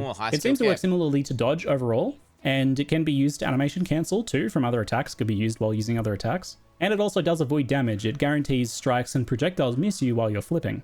When the attack portion hits a target that has the parry debuff as well, it causes a chunky little explosion and consumes the debuff to give you a frenzy charge. Since quite a few things want frenzy charges for powerful buffs, the early game strategy of parry, disengage, then throw an empowered spear is very good and quite fun. But This gameplay looks a little bit weird. Gameplay looks a little bit weird. Not gonna lie. Looking at this gameplay right now, looks a little bit jank. But then this is like what Ziggy's sat down for the first time. He's not on his own PC. He's been playing the character for like what, 15 minutes. both this and parry being easy to pull off make the whole thing way more fun too. It's a simple skill that does a lot for the overall feeling of mobility and that hit and run and ranged melee combination that the Huntress is going for. It really encourages it, I think. Personally, I never took disengage off my skill bar for even a second. It felt like a core class mechanic to me, just like dodge roll. I ended up using the ingenuity support to lower its cooldown, which felt quite nice. And that paired with a bit of incidental parry. It could actually be nice for dodging boss mechanics. Right? Think about it. They go to do their red attack, disengage. If you just use it like that, it's like a dodge roll. Oh my god, dude, why the fuck can you not bind your scroll wheel? That'd be such a good button to have on scroll back. That'd be such a good button. Like, oh fuck, scroll back. And your character jumps back, bro. Oh my god, bro. Why the fuck can you not bind your scroll wheel? That'd be such a nice one. Debuff duration meant that it was really easy to, even if I first missed my first attempt at disengage to try and get that frenzy charge, I would usually be able to do a second one as a follow-up thanks to that combination. The support gem I really loved on disengage though was Shocking Leap, which I believe is a new one. It puts down some shocked ground on use. Since you use disengage on top of enemies a lot of the time, that leaves them shocked exactly when you plan to follow up with some sort of empowered spear throw, for example. It's also really great paired with triggering explosions on whirlwinds from our next skill, Whirling Slash. So Whirling Slash is the first of the wind-themed skills, bit of an archetype here within the Huntress. It's a combo piece for quite a few other skills as well. Quite simply, you slash in a circle for fairly low damage and create a whirlwind. Each whirling slash adds a stage to the whirlwind, increasing its area up to 3 total stages. If you leave the whirlwind area, such as just walking away or dodge rolling or indeed disengaging out of it, it explodes, dealing more damage per stage in that larger area. Its main use early on is AoE for packs of enemies. You'll slash and slash and slash, and then dodge roll away or disengage, detonating it and killing the enemies. You'll get a feel for how much damage you need to do to the enemies before you detonate, so you might end up doing an extra slash here or there to get them low enough so that the detonate will kill them, but this is something you get a feel for as your gear evolves. It's less single target just outright used than spear stab in most cases, but you can build whirlwinds ahead of time for single target situations, like for example when you're moving to engage an enemy, or if you're waiting for a boss to spawn, for example, you can pre-place those whirlwinds so that when you're forced to move, like a dodge roll or something, it'll detonate, dealing a bit of extra damage. Not to mention that whirlwind blinds enemies, so it's nice to just have down ahead of time. It's a pretty core skill for the early game and feels quite good, but does need a little bit of kind of practice and tips for using it. So here's some things that I noted. The slash has a forward leap if targeted ahead of you, so that you can use it as a gap closer, and that's kind of what you should do. Think of it like hit and run, using that whirling slash to advance on enemies and push them and group them up since it has that knockback, and then use your disengage to explode or dodge roll to get out of the way and explode, and then follow up with more whirling slashes. That's kind of the tips core game, little combo. Well, no, I'm looking. What this is allowing me to do. So it's not, I'm not getting tips, you fucking moron. This guy had like exclusive access to playing the game before everyone else and showing never seen footage of the new class. So what I'm able to do is I'm able to look at this and be like, does this look like something that I want to play on launch? Because right now I'm looking at Smith of Katava, right? What I'm trying to find out is, do I want to play this fucking thing instead? You know, does the gameplay look kind of tight? And actually, you know what? That jump back mechanic does sound kind of cool. Low level fatal error. Unreal Engine 5 crash. Render core. What the fuck, man? My spawn screen just crashed, boys. There. If you want to place them underneath yourself and you don't want to move around, because sometimes you don't really want to be moving around so much, you can just target right underneath yourself and you won't actually do that little dash. Something that's really good is you can drag the whirlwind around with you by using that built-in movement. Every time you do a slash, it repositions the whirling slash that you're currently inside of. When you use disengage to leap out of it to trigger that explosion with shocking leap support on disengage, that shock ground does actually apply to that explosion, which is really fantastic. Some suggested supports include the new one, Cadence. This would work well a lot of the time, I think, here, because you're doing 3 attacks, then doing something else, then another 3. So you should maintain something like a... Water skills are unusable for 10 seconds after being used 8 times or more within 4 seconds. Ooh. Wow, that's a fucking interesting one. That's really cool. That's an interesting support gem. That's some new shit. 10% more attack speed for each time they've been used recently, so within 4 seconds. But then if you... Support skills are unusable for 10 seconds after using 8 times... Wait, 8 or more times within 4 seconds. That's good for, like, slow as fuck builds. Wait, isn't that just, like, a free, good, more attack speed gem? For, like, fucking every build in the game? Because you're just, like... The attack rate in PoE 2 is so fucking slow that you're never going to get that shit off anyway. So you're probably going to be averaging, like, you know, a good 40%, 30% more attack speed or some shit. Who the fuck is going to count? I mean, dude, if you occasionally hit the cap, whatever. Most of the time you won't be hitting the cap. And the rest of the time you're just getting a ton of attack speed. Right? You just unload with that bitch. Dude, may strike! May strike! 30 to 60% attack speed buff a lot of the time, but you shouldn't ever hit that downside of attacking 8 times in 4 seconds because you're going to be mixing up the skills you're doing, typically with Whirling Slash and not just slashing endlessly. So you're never really going to have that cooldown effect. Kind of a neat little support gem. Alternatively, the much more simple approach of Martial Tempo is solid and just makes things nicer for setting up whirlwinds for twisters that we'll talk about in a moment. What? Yeah, okay, yeah. I found myself using Bloodlust on it to scale damage. Was 25% faster than normal? Is that faster than normal? Support. Supported. Skills deal 30% more melee physical damage against bleeding enemies. What is use bleeding? Target was bleeding, which is easily done with other skills like Rake, so that's a nice damage scaling option, even in non-bleed builds. And since, especially with Martial Tempo or Cadence, it's something you're hitting with quite often, it can be used for building up Rage stacks with the Rage support, for example. So next up is Twister, and this is the natural pairing with Whirling Slash. It simply sends a projectile... Whip up a Twister with a flick of your spear. The Twister moves forward erratically, blinding and repeatedly hitting enemies within. If a Twister touches a whirlwind from your other skills, it consumes the whirlwind to create additional twisters that deal more damage. Passing over the elemental ground surfaces or consuming an elemental whirlwind will grant twisters extra damage of that element. AoE projectile duration.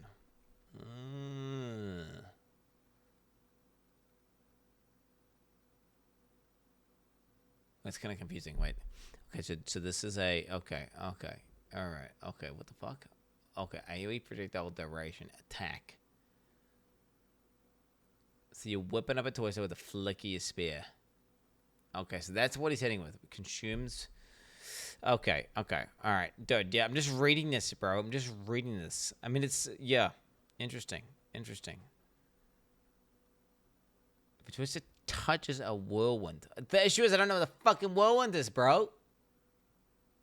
If a Twister touches a whirlwind from your other skills, it consumes the whirlwind to create additional twisters. What the fuck is a whirlwind? That pierces through all targets and bounces off walls until it runs out of duration. The Twister projectile that pierces through all targets and bounces off walls until it runs out of duration. So the whirlwind is the one... Okay, so the whirlwind is the big circle. The Twister is blind as well, which is a nice defense. I'm not been listening to the names of any of the abilities.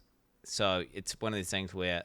buff to be able to apply guaranteed on enemies at a range like this. Like whirlwinds, when Twisters travel over ground effects, they actually gain that element and deal 30% added elemental damage of that type. When they collide with a whirlwind from skills such as Whirling Slash, they consume the whirlwind to deal more damage and create more projectiles. Just note this doesn't cause the whirlwind to explode like it normally would. It consumes it to do this alternate effect with Twisters specifically. So if you fire a whirlwind into a stage 3 Twister, that means 180. Oops, mixed up Twisters and whirlwinds. It's also new. Exactly, bro. It's fucking with my head. I'm hearing whirlwind, I'm hearing Twister. It sounds like the same thing to me. And Ziggy's making the mistake in his own video. Okay, it's fucking confusing, brother. And he's playing this shit. Okay, he's playing this shit. God damn, Twisters and whirlwinds are the same fucking thing, which is why I was like, what? the fuck is this on about? Okay, so basically the little spinny boys consume the big spinny boys to make more little spinny boys. That's effectively how it works. % more damage and 4 whirlwinds instead of 1, so that's pretty substantial payoff. Yeah. As a baseline, twisters deal less damage than just using like basic spear throw, but you know, they pierce and they can bounce around and they can hit the target again kind of as they a bounce spark, and come a back. wind spark. Pretty nice in enclosed areas, and when they're fully buffed with added elemental damage, they do tend to deal quite a bit more damage overall. They cannot shotgun with multiple projectiles though, even if it's created from the whirlwind. But more projectiles can make it more likely for extra hits after bouncing, so you can still end up getting more single target damage with extra projectile. I did test with and without scattershot, and overall I didn't really like scattershot on this, mostly preferring to use the whirlwind buff instead. Overall, the skill works really well in small arenas or in tighter spaces, and it can be really nicely combined with whirlwind for kind of encountering dangerous packs and dealing with them before you get, you know, in too much danger. It's a bit like Spark, so duration and projectile speed are both options for scaling it so that you can hit more targets, I can bounce off see it now, bro. Fucking people running around with like infinitely lasting tornadoes that just go around fucking obliterating the entire map, bro. I think it's a Spark at home though, isn't it? Because Spark, it can be used, your character's like walking around. What up, bitch? And like everything's dying, whereas you gotta stand still to do this one. walls and hit the enemy again. I did find myself using this quite a lot, off and on, in different Although zones. Spark's gonna be deleted from the fucking game. Yeah, so, hey. Sometimes it performed really, really well, and other times it was just okay. It's especially nice when you just incidentally have some elemental ground effects around, and that includes even just the shocked ground from disengage, which naturally puts the shocked ground between you and your target, so it's kind of perfect. For other support options, there's plenty of things you can do with this, but the pursuit and retreat... But wait a minute, if you've disengaged, that means your whirlwind's exploded, which means your twisters aren't even gonna get with 4 proj. So then it's gonna be shit, Ziggy. Okay. Unless that's still up. Unless you disengage first for the shock ground, then whirlwind on the shock ground, and then twist to that. Getting it supports twisted. the new ones felt like a great combo with this and Whirlwind. Yeah. So let's talk about them. The hybrid melee ranged playstyle of the Huntress and Spears is encapsulated. Pursuit. Supported skills deal 30% more damage if you have damaged enemy with a projectile attack hit in the last 8 seconds. Supported skills deal 100% less projectile damage.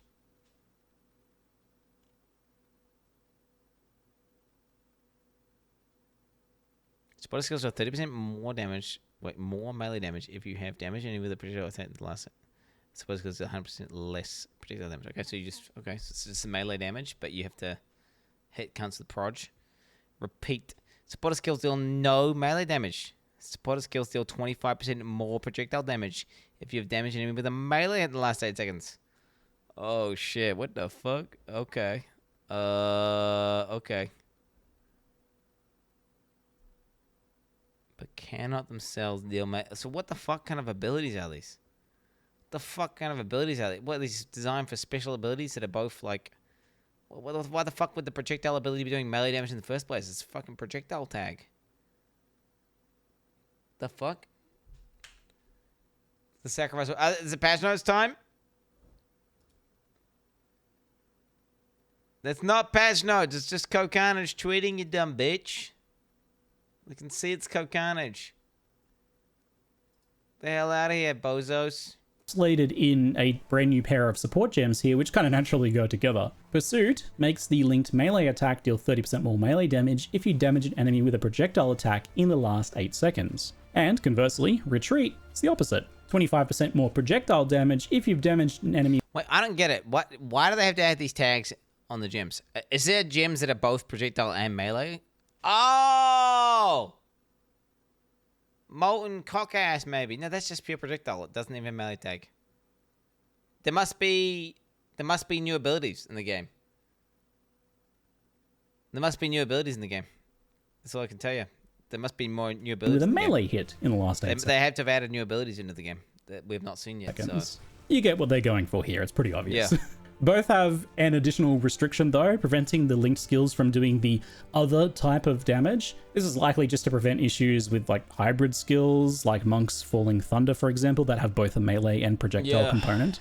I didn't run into this at all playing on an actual hunter. Oh, not spare skills! Not so the spare skills! One retarded, by the way, I hate sticky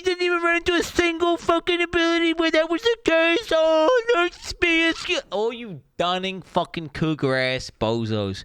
You're so stupid. Look how dumb you are, bro. Look how The dumb you are. projectile component. I didn't run into this like Monk's Falling Thunder, for example, that have both a melee and projectile component.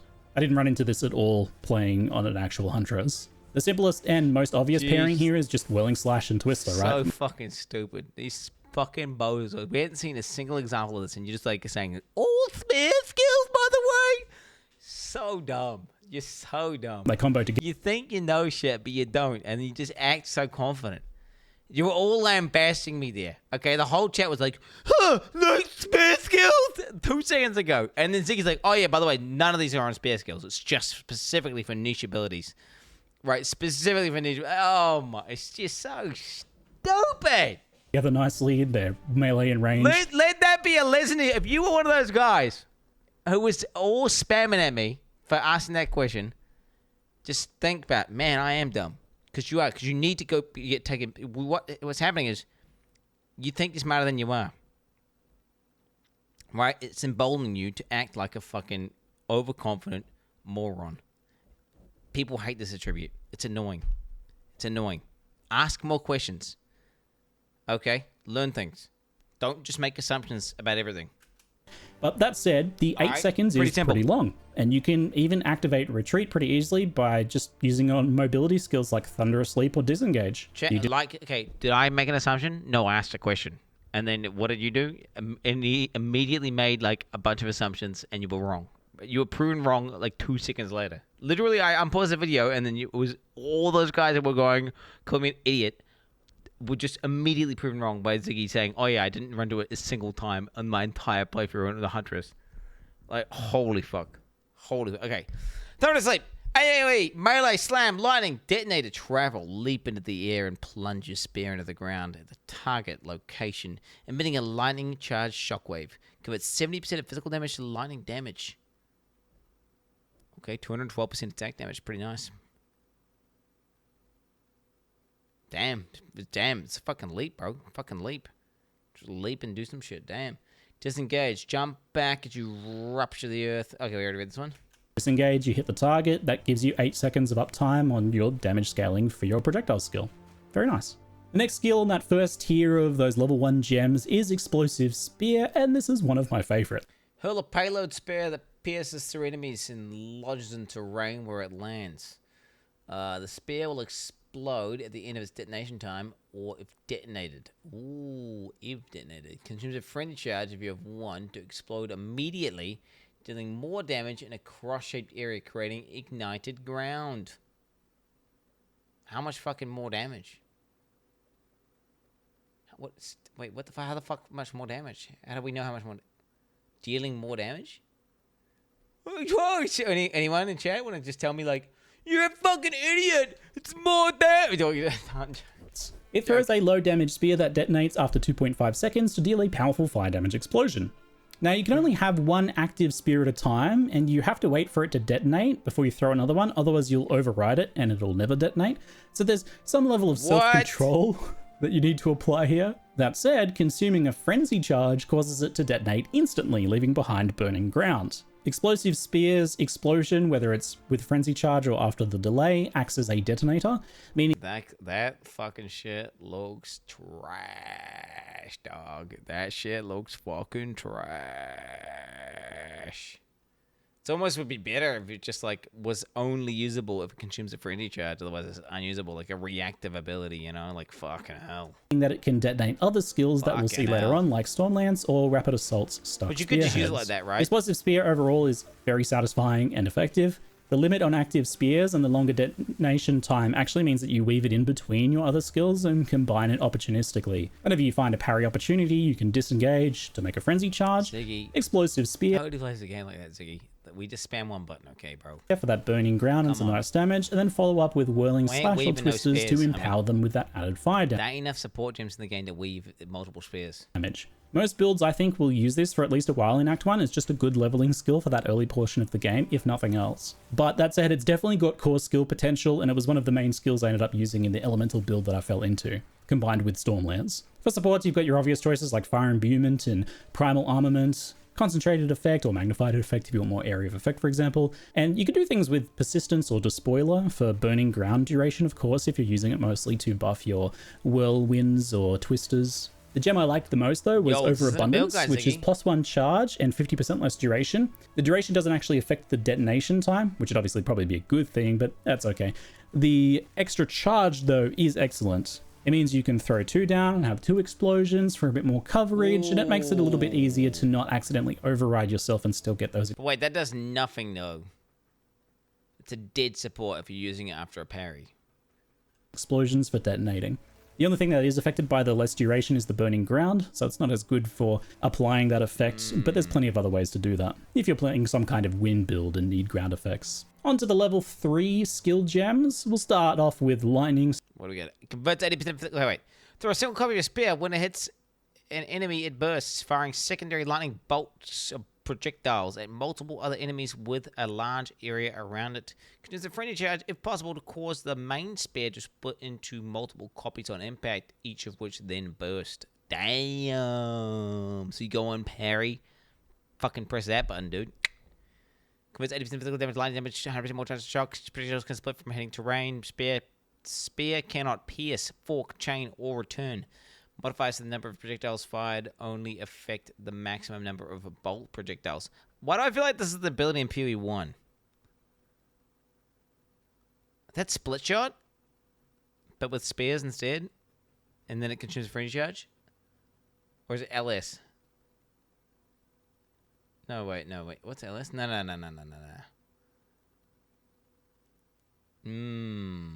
Spear, which I know a lot of people are excited for. 50. Oh, dude, 50% of base attack speed. Well, those spears are fast though, so. This throws a lightning spear with a boosted chance to shock enemies. Oh, Ziggy, your footage is ass, by the way, Ziggy.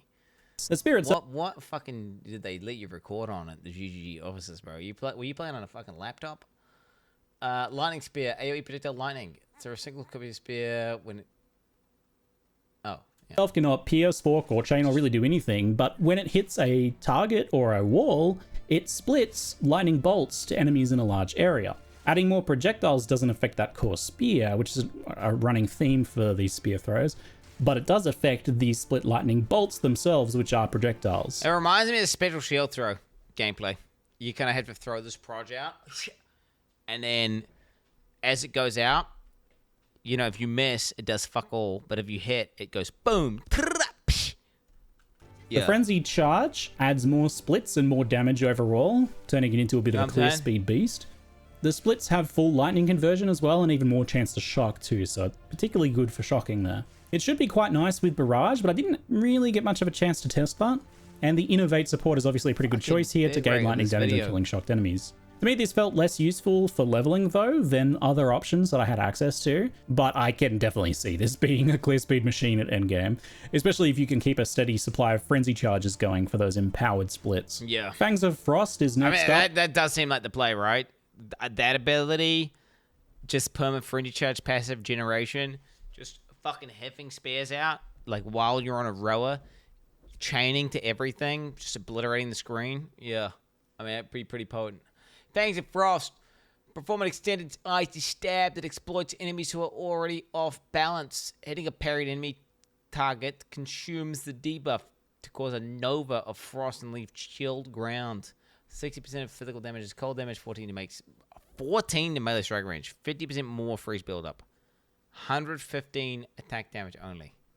We can't see the Nova. A simple icy stab attack that has its own unique payoff on parried enemies. So when striking a parry debuffed enemy, it causes an icy explosion that leaves chilled ground. This means it can be used as an elemental ground source for wind skills, but I don't really think that's going to be the main use case for it here. Both the explosion and stab have 50% more freeze build-up, and the high damage on the explosion does make for some pretty solid freeze potential. Ziggy! By default, it's not stronger than regular spear stab for raw single target DPS, and I initially kind of wrote it off as not too useful, as I wanted to use those parry debuffs to make frenzy charges. Why would I want to consume it for Fangs of Frost when I want to throw my exploding spears and stuff? But I did end up changing my mind on this skill completely later on. When I started getting frenzies from other sources, I found it much more useful overall. With the combat frenzy spirit skill, freezing enemies can generate you easy frenzy charges, and this made it become a core skill in my eventual elemental spear throwing build. A quick poke on trash monsters is a near guaranteed freeze, and therefore a frenzy charge. Great. Much easier than trying to do a parry and disengage. And then GG's vision, bro. No!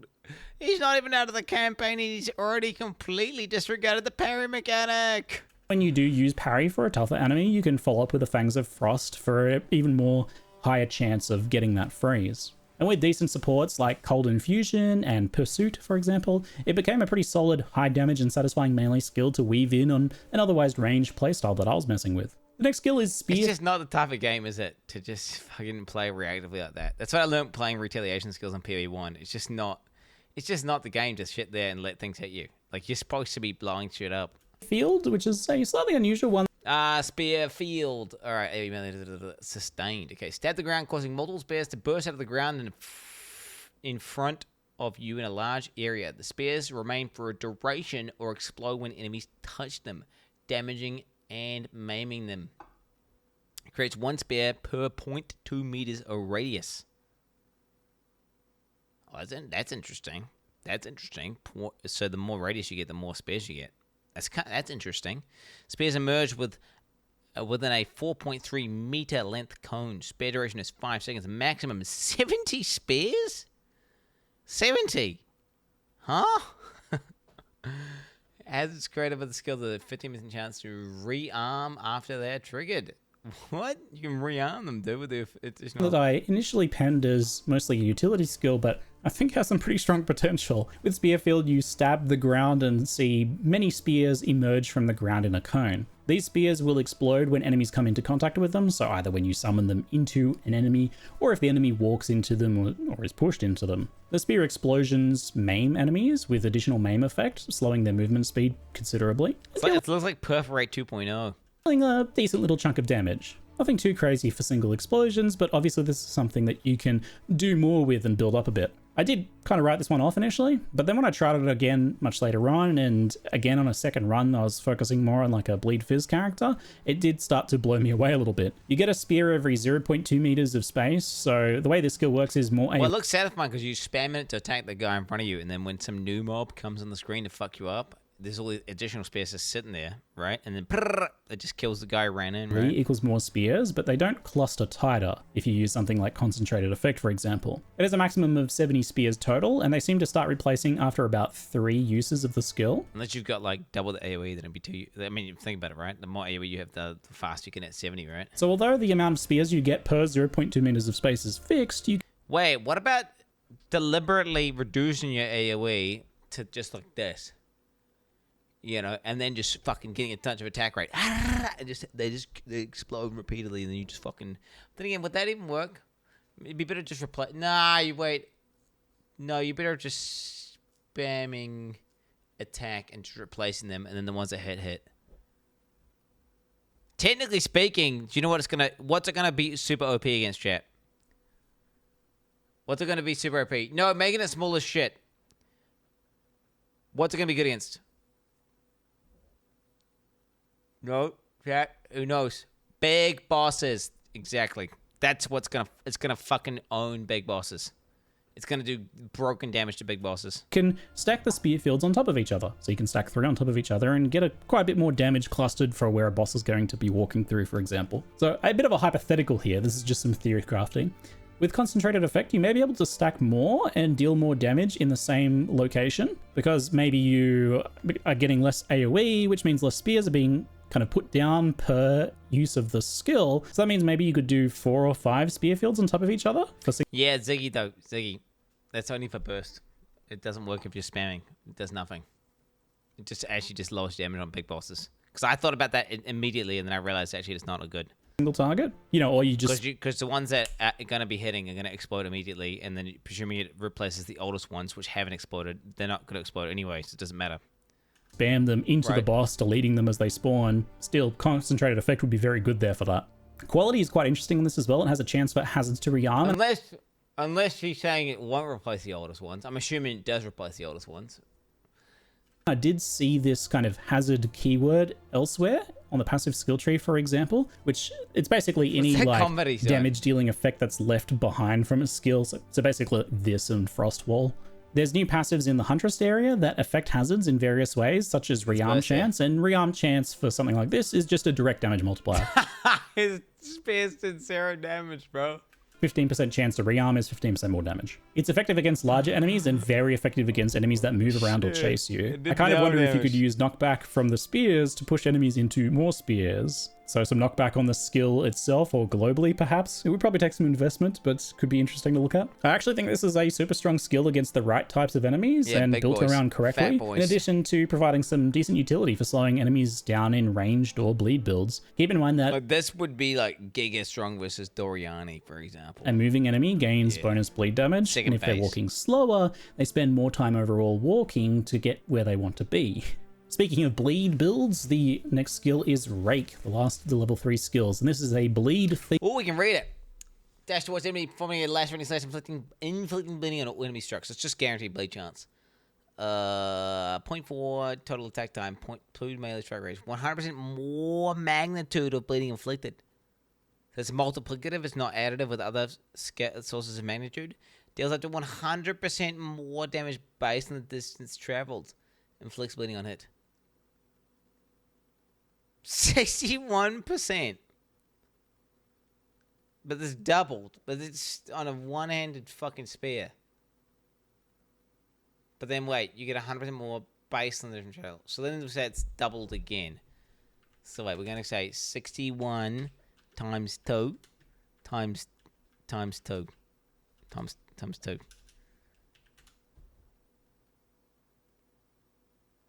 And let's say it's 1.1. Wait, so 244 times, wait, what is it? 244 times 1.1. So that's 10% more. So that's level. Let's go a little bit more. Wait. Fuck. Okay, wait. 61 times 2 times 2 times 1.07. So 7% more. That's super conservative. Okay, so that's 4, 5, 6, 7, 8, 9, 10, 11, 12, 13, 14, 15, 16, 17, 18, 19, 20, 21, 22, 23, 24. It's still dog shit compared to Hammer of the Gods. 1,000% damage at level 24. NZ math. That works, by the way. This is accurate, by the way. I'm being conservative. At level 24, it's going to do 1,000% damage. You do have a guaranteed bleed, so you don't need any bleed chance, though. But you got to remember, you're using a weapon that's like way slower, way faster than a two-handed weapon. Because it's a fucking one-handed spear. I mean, if you were instantly blowing it up and shit, do you know what you could do? Oh, dude, you could invest in bleed duration. Okay, wait. Amazon check with bleed build plus stacking bleed duration / mag out the wazoo. Inflict bleed pop beat. Right? You could do like a fucking combo like that, get lots of value. You make that shit last ages, and then you pop that shit. I mean, it could work. Themed mobility skill. Rake is a slashing attack that leaps forwards to a target if possible. It's got a moderate range when targeted on a specific enemy, otherwise it's just a small leap forwards. It takes a bit of practice to get used to what enemies you can reach to max range with it, but it's really zippy overall, and it can dash you around enemies, and it kind of path finds around obstacles really well too, to travel you really far sometimes. What? And that's good because it does up to 100% more damage based on the distance traveled. You're incentivized to use it to hit and run or as a gap closer after you like flip away with disengage, for example. example. Now it has a 100% chance to inflict a bleed and 100% more magnitude of bleed, in addition to that up to 100% more damage based on distance. So What is this, D4, bro? there's some decent bleed scaling going on here. It's got a somewhat low base attack damage, but all of those kind of multipliers put together mean that it ends up being a pretty good skill, if nothing else for clear, and surprisingly actually good for single target as like a hit and run combined with some other skills. It's really fast and fun skill. I liked it a lot. A useful mobility even on non-bleed builds too. The combo of Rake, Whirlwind, Parry, Disengage, Wait, and then... why did I hate my fucking... I hated Molten Blast because your guy walked forward or some shit. Why did I dislike that so much? What? I disliked that tons. Well, I'm just trying to remember why. Was it like... It made it miss. It's a pinky. Yeah, it was walking me into mobs. Wait, is this going to have the same thing where I'm like pissed off? Was it because I was dying, or was it because I wasn't able to get the proper spread with my attack? I don't actually remember. I remember it was like, oh, I just wouldn't, it just fucks up my AoE. It might have just been it was just fucking up my AoE, right? It was a spread. Yeah, you're right. Oh, yeah! You had to fucking... Oh, because it had balls that all overlapped, and there was this fucking, like, sweet spot, good damage here, but then if you know, because it was like a cone, and then bad damage. So you had to get them. So then as your guy walked forward, it would be lower the DPS. Right? So wait, the movement wouldn't even fuck me. Lots of movement.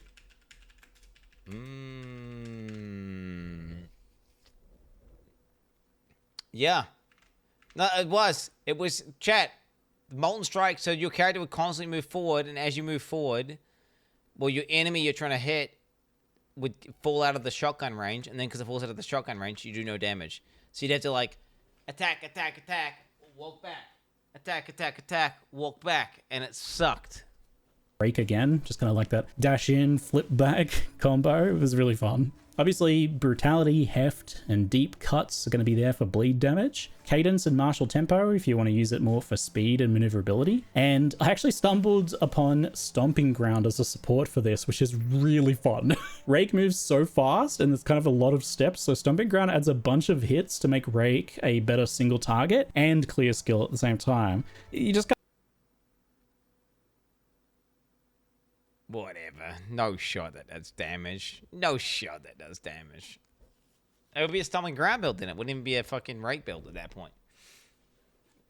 Like what? You'd have to fully optimize strength and then build it around shockwave. I don't know. gonna have to have a little bit of strength for the damage to be based on while leveling, but because on a bleed build you need a bunch of red sports, you're going to have some strength anyway. And just with the strength I kind of needed from and got from some incidental gear, I found this combo was very strong. Definitely a cool combo. One to have a look at for sure. Since we're talking about bleed skills, it's time for the skill with the edgiest, sickest name of all time, Herald of Blood. Herald of Blood is, as the name suggests, a new bleed-oriented herald skill, which means you get access to it at gem level 4, also known as gem level 10 after killing the King of the Mists. While active, killing an enemy that has experienced quote-unquote blood loss causes them to explode, dealing physical attack damage in an area. So blood loss is this new system where the total bleed damage on enemies can be tracked and seen on the life bars as this kind of like missing portion of life. You'll only see it whenever you have a skill or an effect that cares about blood loss in some way. So as soon as you put Herald of Blood on, you'll start seeing it on enemies. The explosion has some base physical damage, but the bulk of its damage is actually based on the total blood loss of the exploded enemy. It's 15% of the exploding enemy's blood loss total. So this bleed's gonna go up, bro. I'm gonna go bleed on our chat.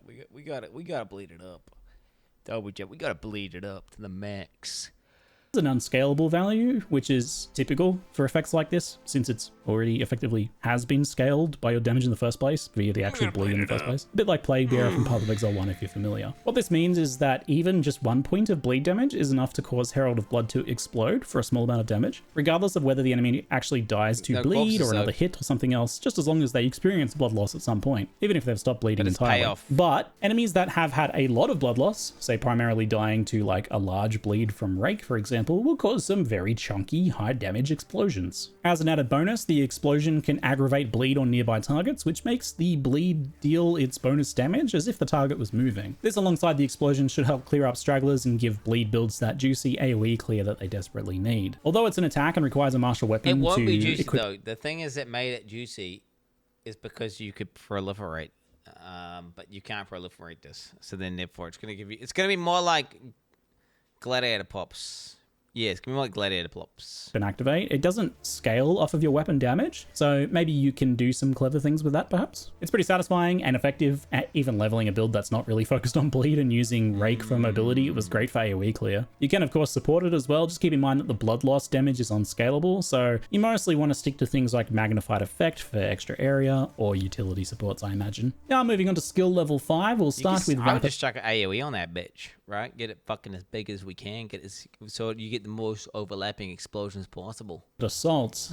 This skill performs 6 small... Alright, where are we? Perform a series of 6 rapid stabs. The final stab inflicts bleeding and leaves a spearhead stuck in the target, maiming them for a duration. Detonator skills will cause the stuck spearheads to explode, dealing further damage to the target and other nearby enemies.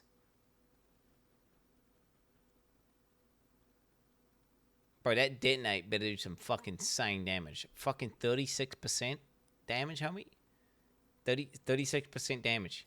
Small stabs in a pretty fast sequence, and then a large final strike. It seemed like a partial lock-in skill to me, but I think you can interrupt between the 6 fast stabs and then the final large one if needed. But there is some kind of element to commitment to it. It's a skill that you want to use when you can kind of do so safely. The final strike is definitely the most important part of the skill, and it has pretty long range, which means it'll often connect even if you miss that first combo, which is nice. And that final strike is guaranteed to cause bleeding and has a small knockback for a bit of bonus bleed damage as well. Finally, that final strike lodges a stuck spearhead in the target for up to 10 seconds, and you can have a total of 5 stuck spearheads in a target if you can do so quickly enough. The spearheads themselves don't do anything, but if they're hit by a detonator skill, they explode, dealing some extra damage in a small explosion. At gem level 5, it was 85% damage per explosion, so it's not a ton, but that does total to over 400% if you get all 5 in and then detonate them. So it makes it a decent final punch finisher. Mechanically, I think this works quite nicely. When the enemy is vulnerable, you hit them with a few rapid assaults. Then when they start moving again,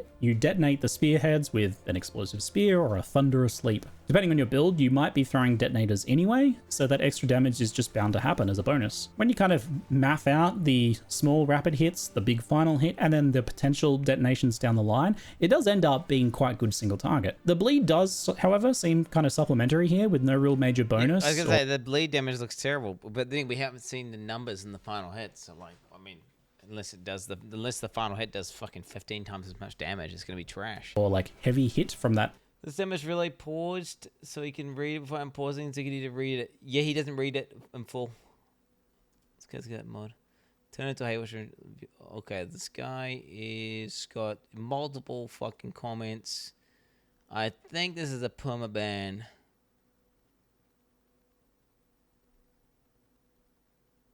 Yeah, this guy looks like a permaban. I think he's a permaban. What do you guys think?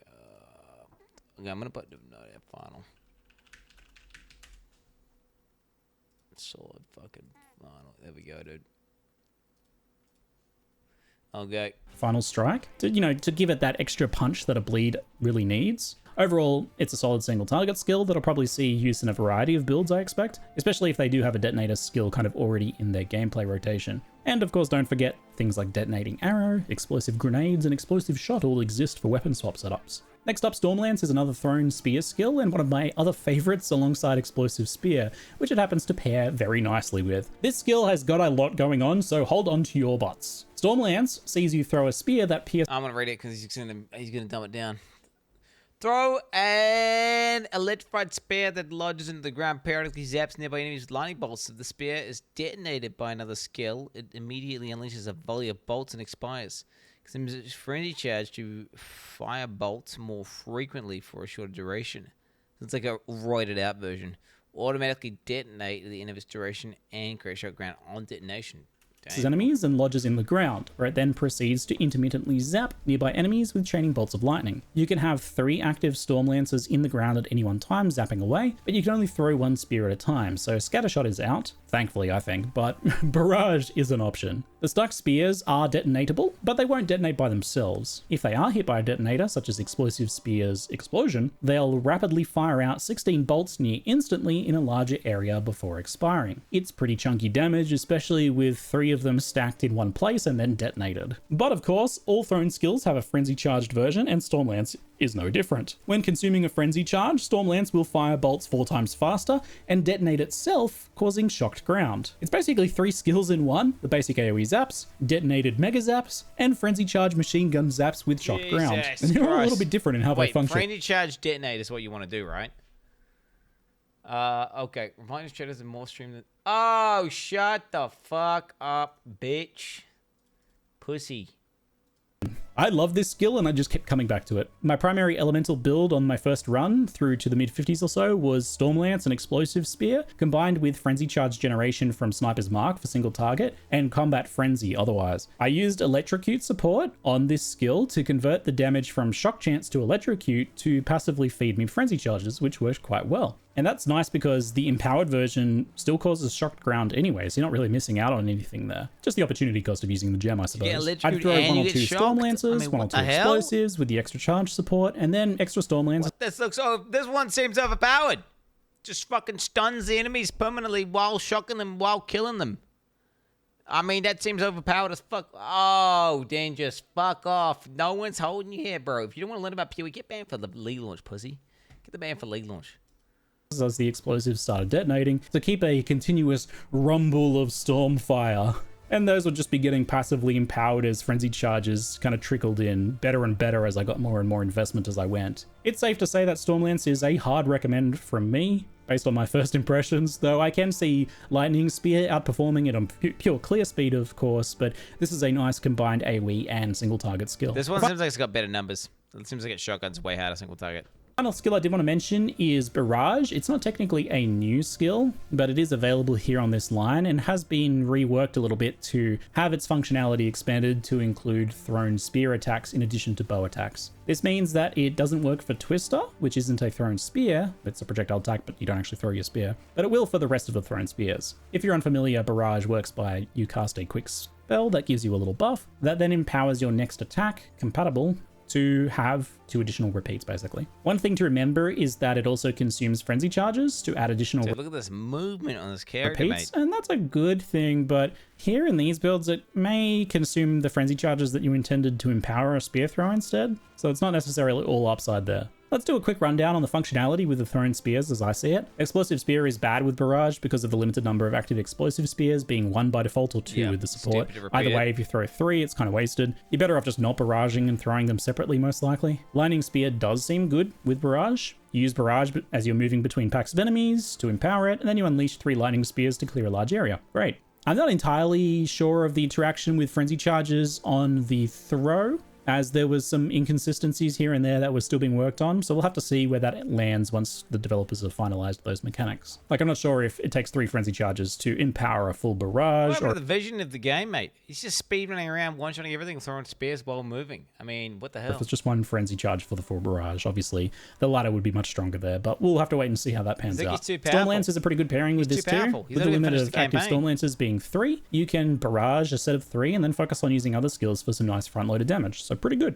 As Glacial Lance was not playable in my test, I cannot comment on it. We'll have to wait and see for that one. Whirlwind Lance does seem like one of the best pairings. I didn't think to re-equip Barrage when I got it, unfortunately, to test. Sorry about that, but Barrage gives 3 projectiles, and that's an instant 3 stages with the Whirlwinds. Man, that seems way better, if that works.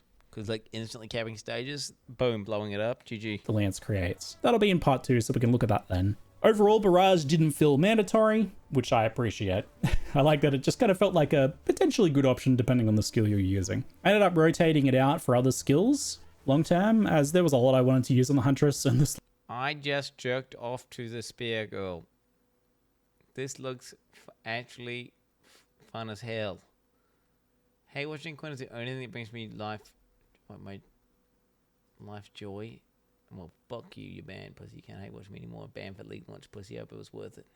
Slots were pretty tight, honestly, more so than ever before. Yo, GZ, I did Cherbo. not have enough skill Cherbo. slots, despite how many you actually get. I can see Barrage being a part of some setups based on more player preference than anything else, so that sounds pretty good. We'll see how it pans out. But that's it for part 1. In part 2, I'll cover the skills from level 7, 9, 11, and 13, as well as some of the Amazon Ascendancy skills and mechanics. We'll also take a look at Team Beast, but just as a heads up, I didn't get a chance to try the rower mount, so you'll have to wait till launch to see more on that. That's it for now. I'm Ziggy D. Fuck, man, Ziggy. Too many spoilers here, Ziggy. Too many I can't not watch it though, can I? Gotta watch it. All right, there we go. Okay, I'm watching that one. Okay. Yeah, you got the fucking undead sheep. All right. Overall, I want to say the bleed spear chick does look aight. She looks aight. I don't think I'm that convinced though. Honestly, I do like the ability to kind of like fucking dash, and pop off. Herald of Blood playing Herald of Kitava would go pretty hard with some big bleeds. You know what I'm saying? Some big bleeds. That could be sick, right? Let me unpause TTS here. I'm dyslexic. I have autism. It's not my fault. Call me buddy. Call me alone.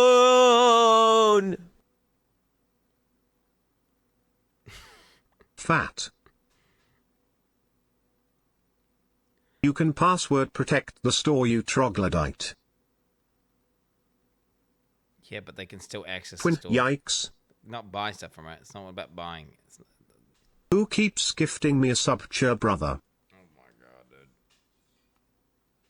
A boba. No, birdie! There's a bird going in my... Hi, dude.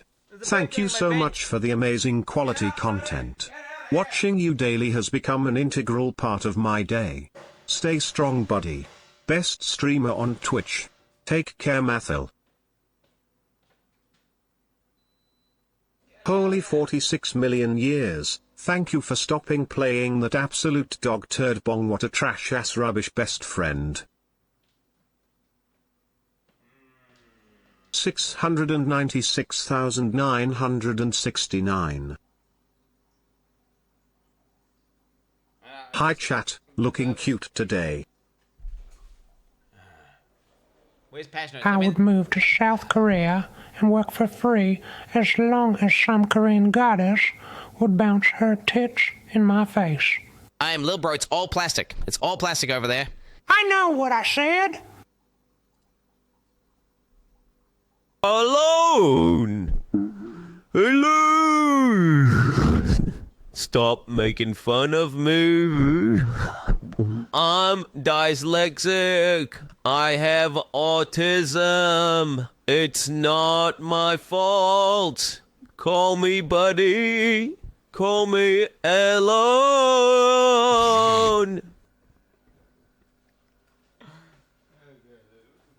Yeah, that's right. It's dick inspection time. Do you know how you cheated on me? It's not about how it tastes or smells. It's all about the taste. Yummy. Squinting. Let's do a taste test. Scream. Oh my god, bro. Hey. Oh my god, bro. Oh my god, bro. There's a bird inside my fucking fire. What are you doing, bro? Let's play Valheim. That mod looks... Yeah, that's what I was just... I had to Oh, he's not happy. now. I'm gonna send him out. I don't want to dox myself. Give me a sec. I don't want to dox myself yet. I swear to God, I was like, there is a bird inside my, Oh, he's got like ash on him. I mean, it sounded like there's a bird inside my fire. There must have been a bird inside my fire last time, right? You know, whenever I free him, it's not a paid actor. Nope. Ow! Don't bite me, homie! Don't bite me, bro! Don't bite me, bro! Ah!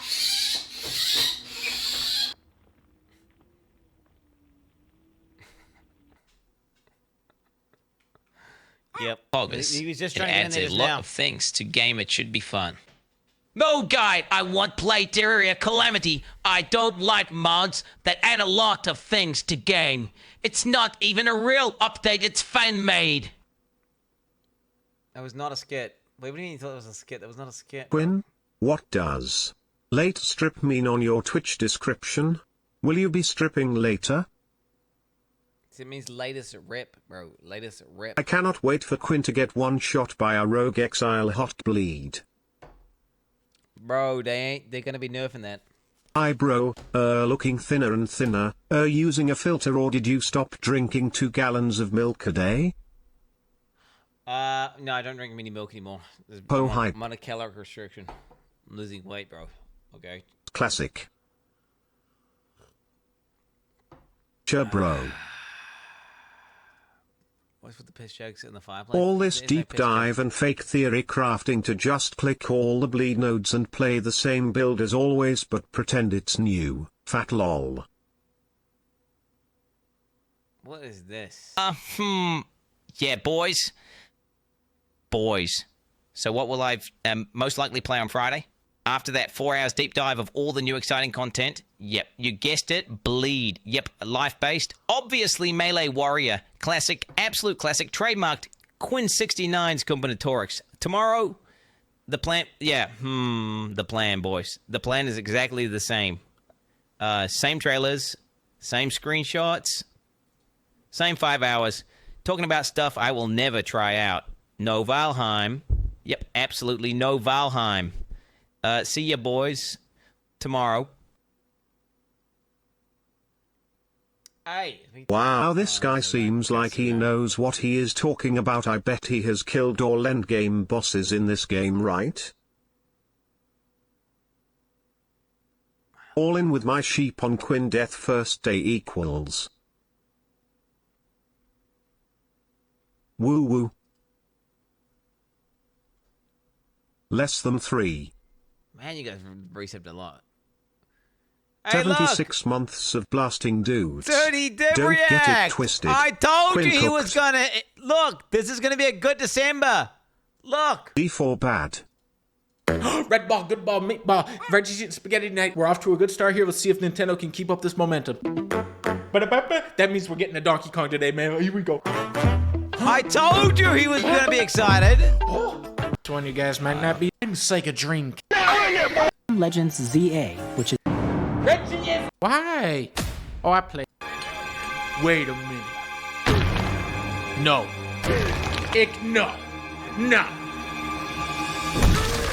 It's Donkey Kong, motherfucker, ready to spaghetti! I told you he was gonna be excited for this. So how was that hate watching?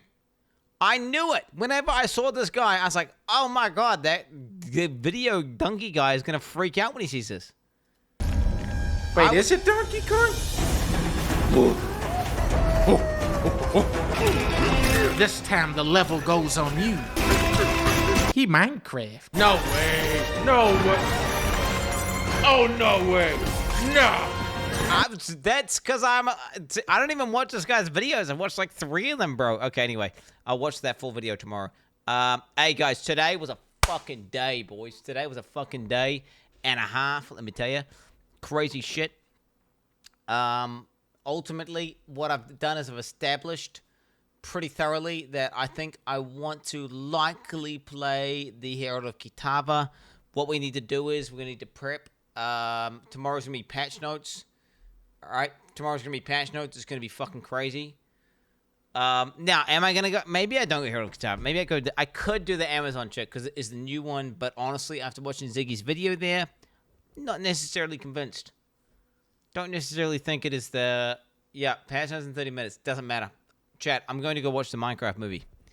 I'm taking my kids out of school. We're going to go watch the Minecraft movie. It's going to be crazy. We're going to get popcorn. It's going to be their first movie. It's going to be crazy. So, we got to do it. We got to do it ASAP because of the whole PoE League thing coming out. W stream, just tuned in. My man, it was a W stream. Honestly, it was a W stream. Dude, PoE 2 hype, guys. Guys, I want to be real. I still want to play Valheim. I just hope that I still feel this passion for Valheim in 2 months from now, whenever I've finished playing PoE. You know what I'm saying? Minecraft movie is the worst film of 2025 so far. 0 stars. Minecraft should stick to the game. Wait, should stick to the game, and moviegoers should spend their money elsewhere. What? Tomato meter. Just a reminder, reviewers don't always know what they're talking about. I'll tell you what, chat. I will give you a review tomorrow.